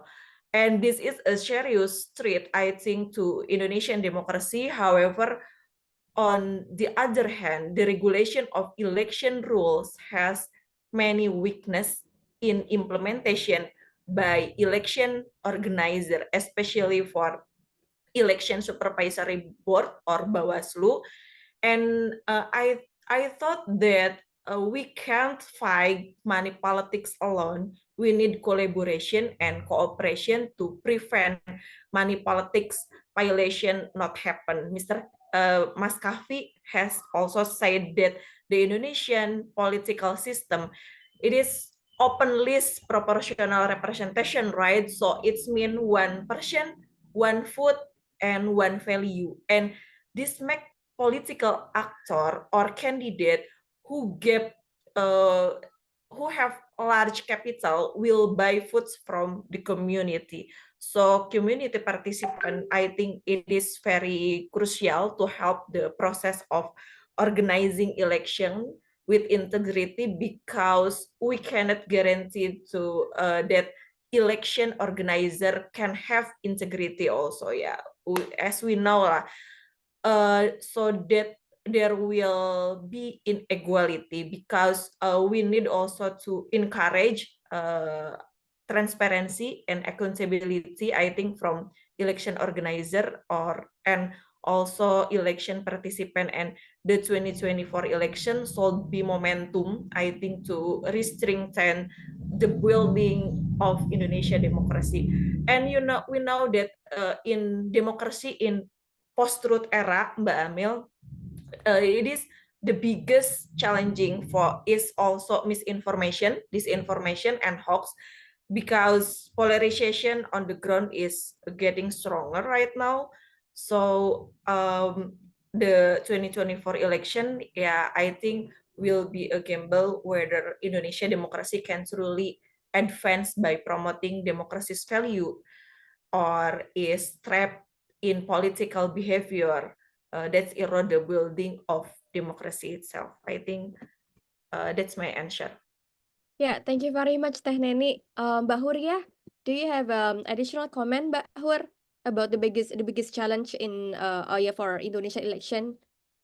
Yeah, I think this is a stake for Indonesian democracy. 22 for elections is a critical juncture, whether we will still have, you know, an electoral democracy, or we will go back to authoritarian regime.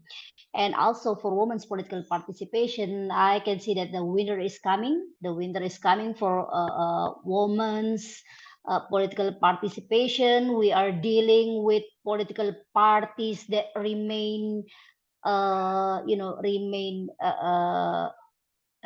headstone, yeah, being a headstone.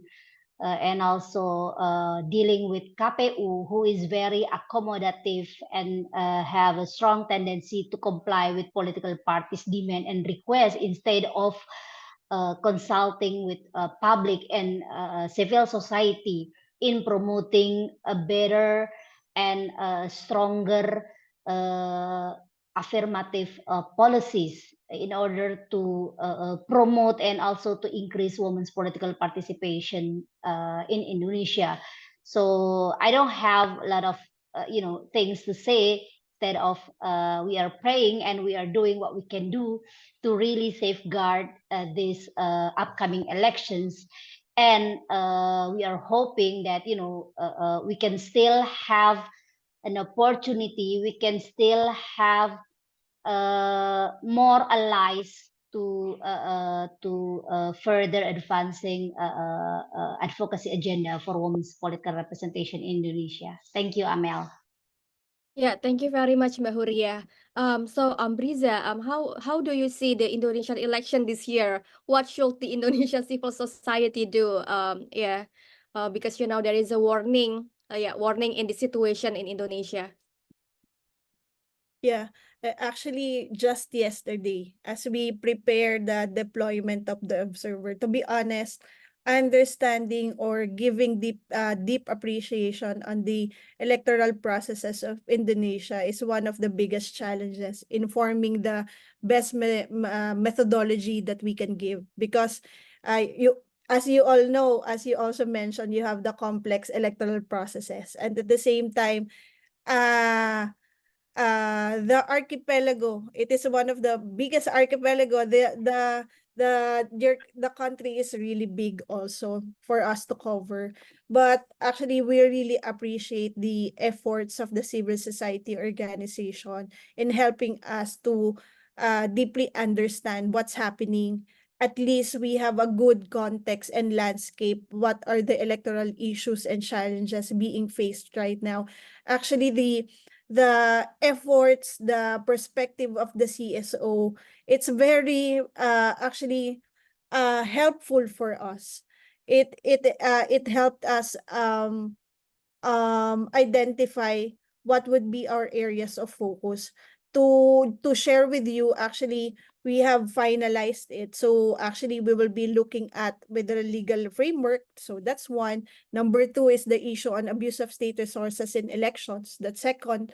Three, on the list is human rights, gender, and the minorities, particularly the women, the youth, and the others. Fourth, would be on access to information and media. So it encompasses traditional and social media.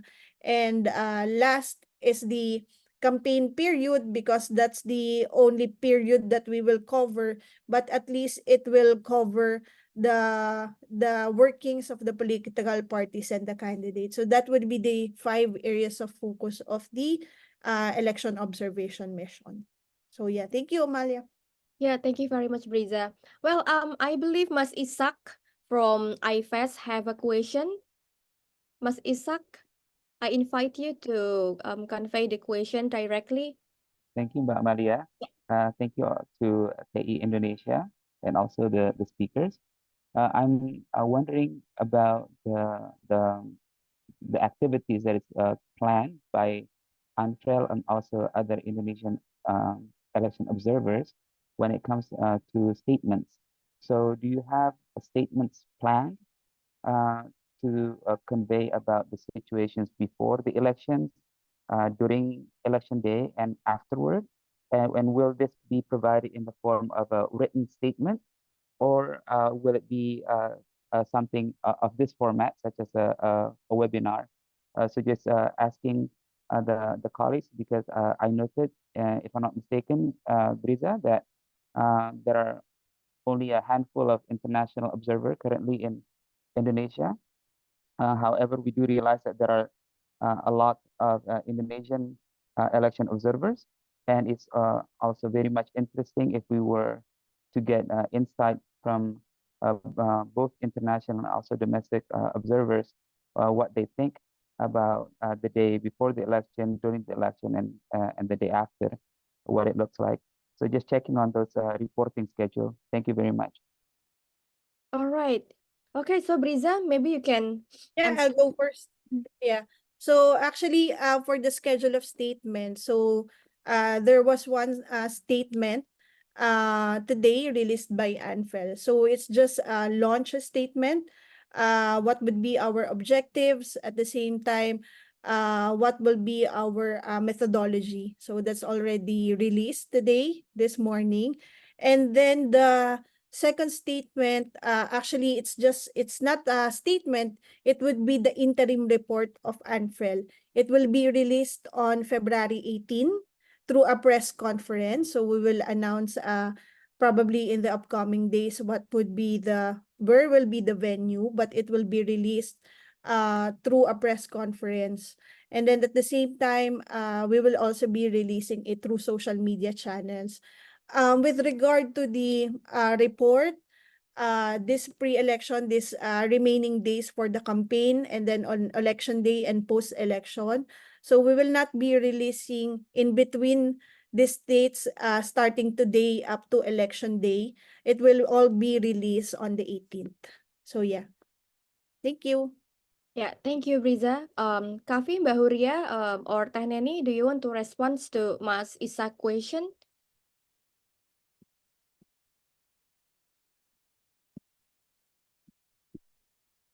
Kavi, you want to respond?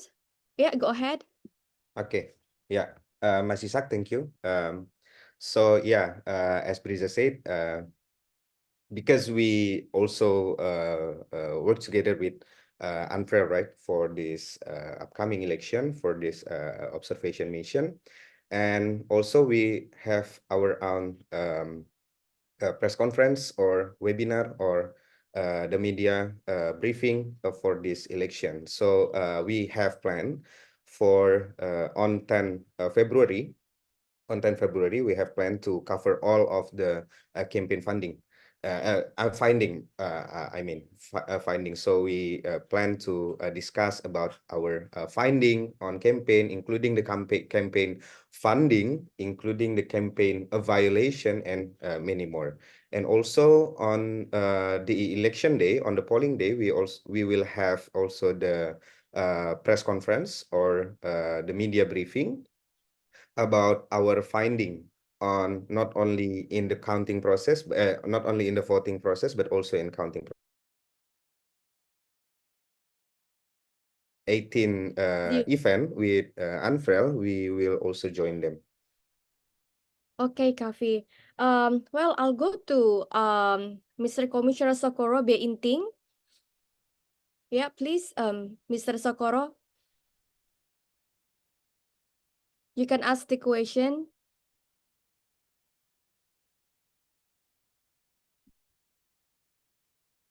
Hello?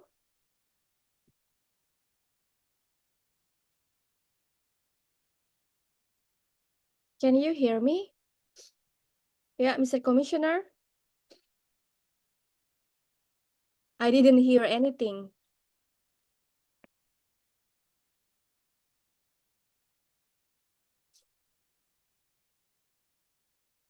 Hello. Well, I think there is a technical problem with your with the audio of Mr. Socorro. Well, yeah, unfortunately. Oh, okay. Yeah, she's a female. So sorry. So sorry, madam. Okay. Yeah. All right. I'm very sorry because there is a technical problem with the audio of Madam Socorro. So, well, yeah, maybe seems we are getting to the end of our discussion today. To close this discussion, I would like to invite Alvin Nicola, Program Manager Transparency International Indonesia, to give closing remarks. So please, Pak Alvin.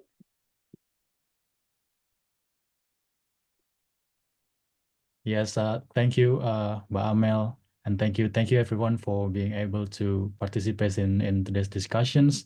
We also appreciate all of the support coming from Perludem, coming from TIA Indonesia colleagues, as well as, of course, important message conveyed by our fellow speakers, Mbak Huria, Briza, Teh Neni, and also Mas Kavi, for being able to participate in this wonderful dialogue this morning.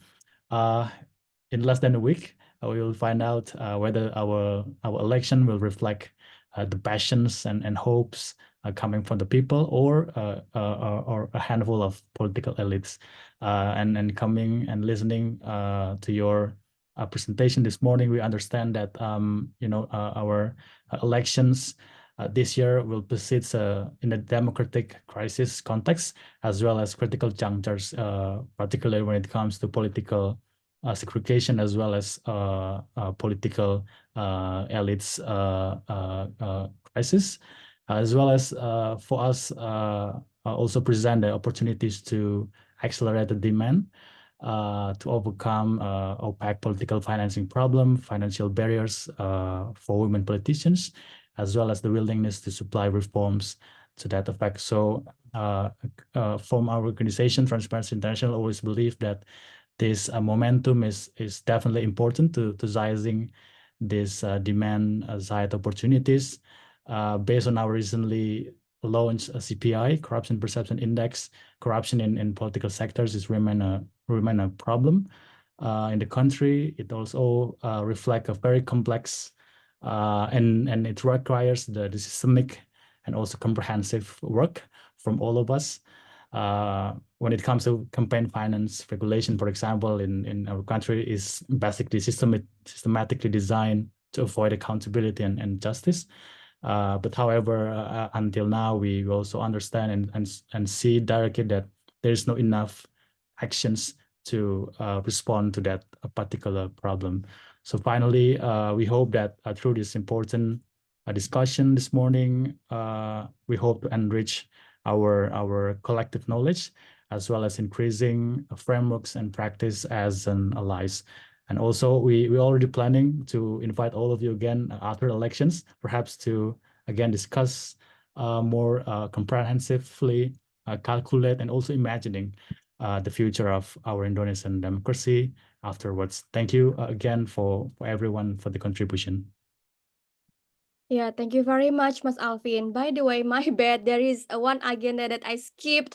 The Transparency International Indonesia, they would like to promote the platform Kamu Bersih Aku Pilih. So Mas Sahel, maybe? Yeah, please, Mas Sahel. Thank you, Mbak Amel.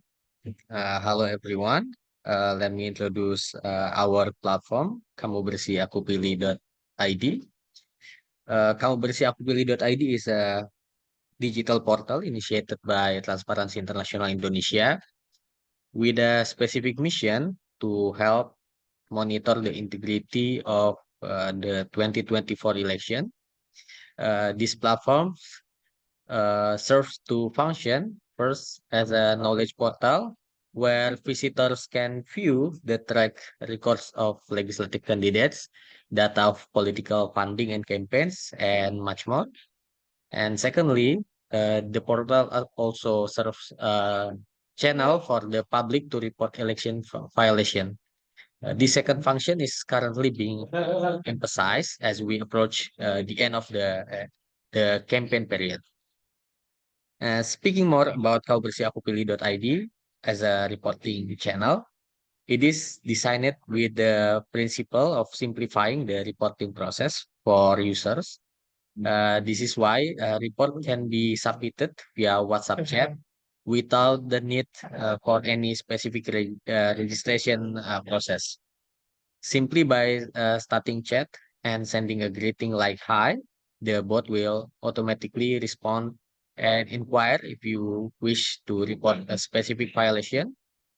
If yes, you will be asked to identify the type of violation, when and where it occurred, and who was involved. You are also encouraged to provide evidence to support your report. Each report received will be verified by the team within a maximum of 2 days.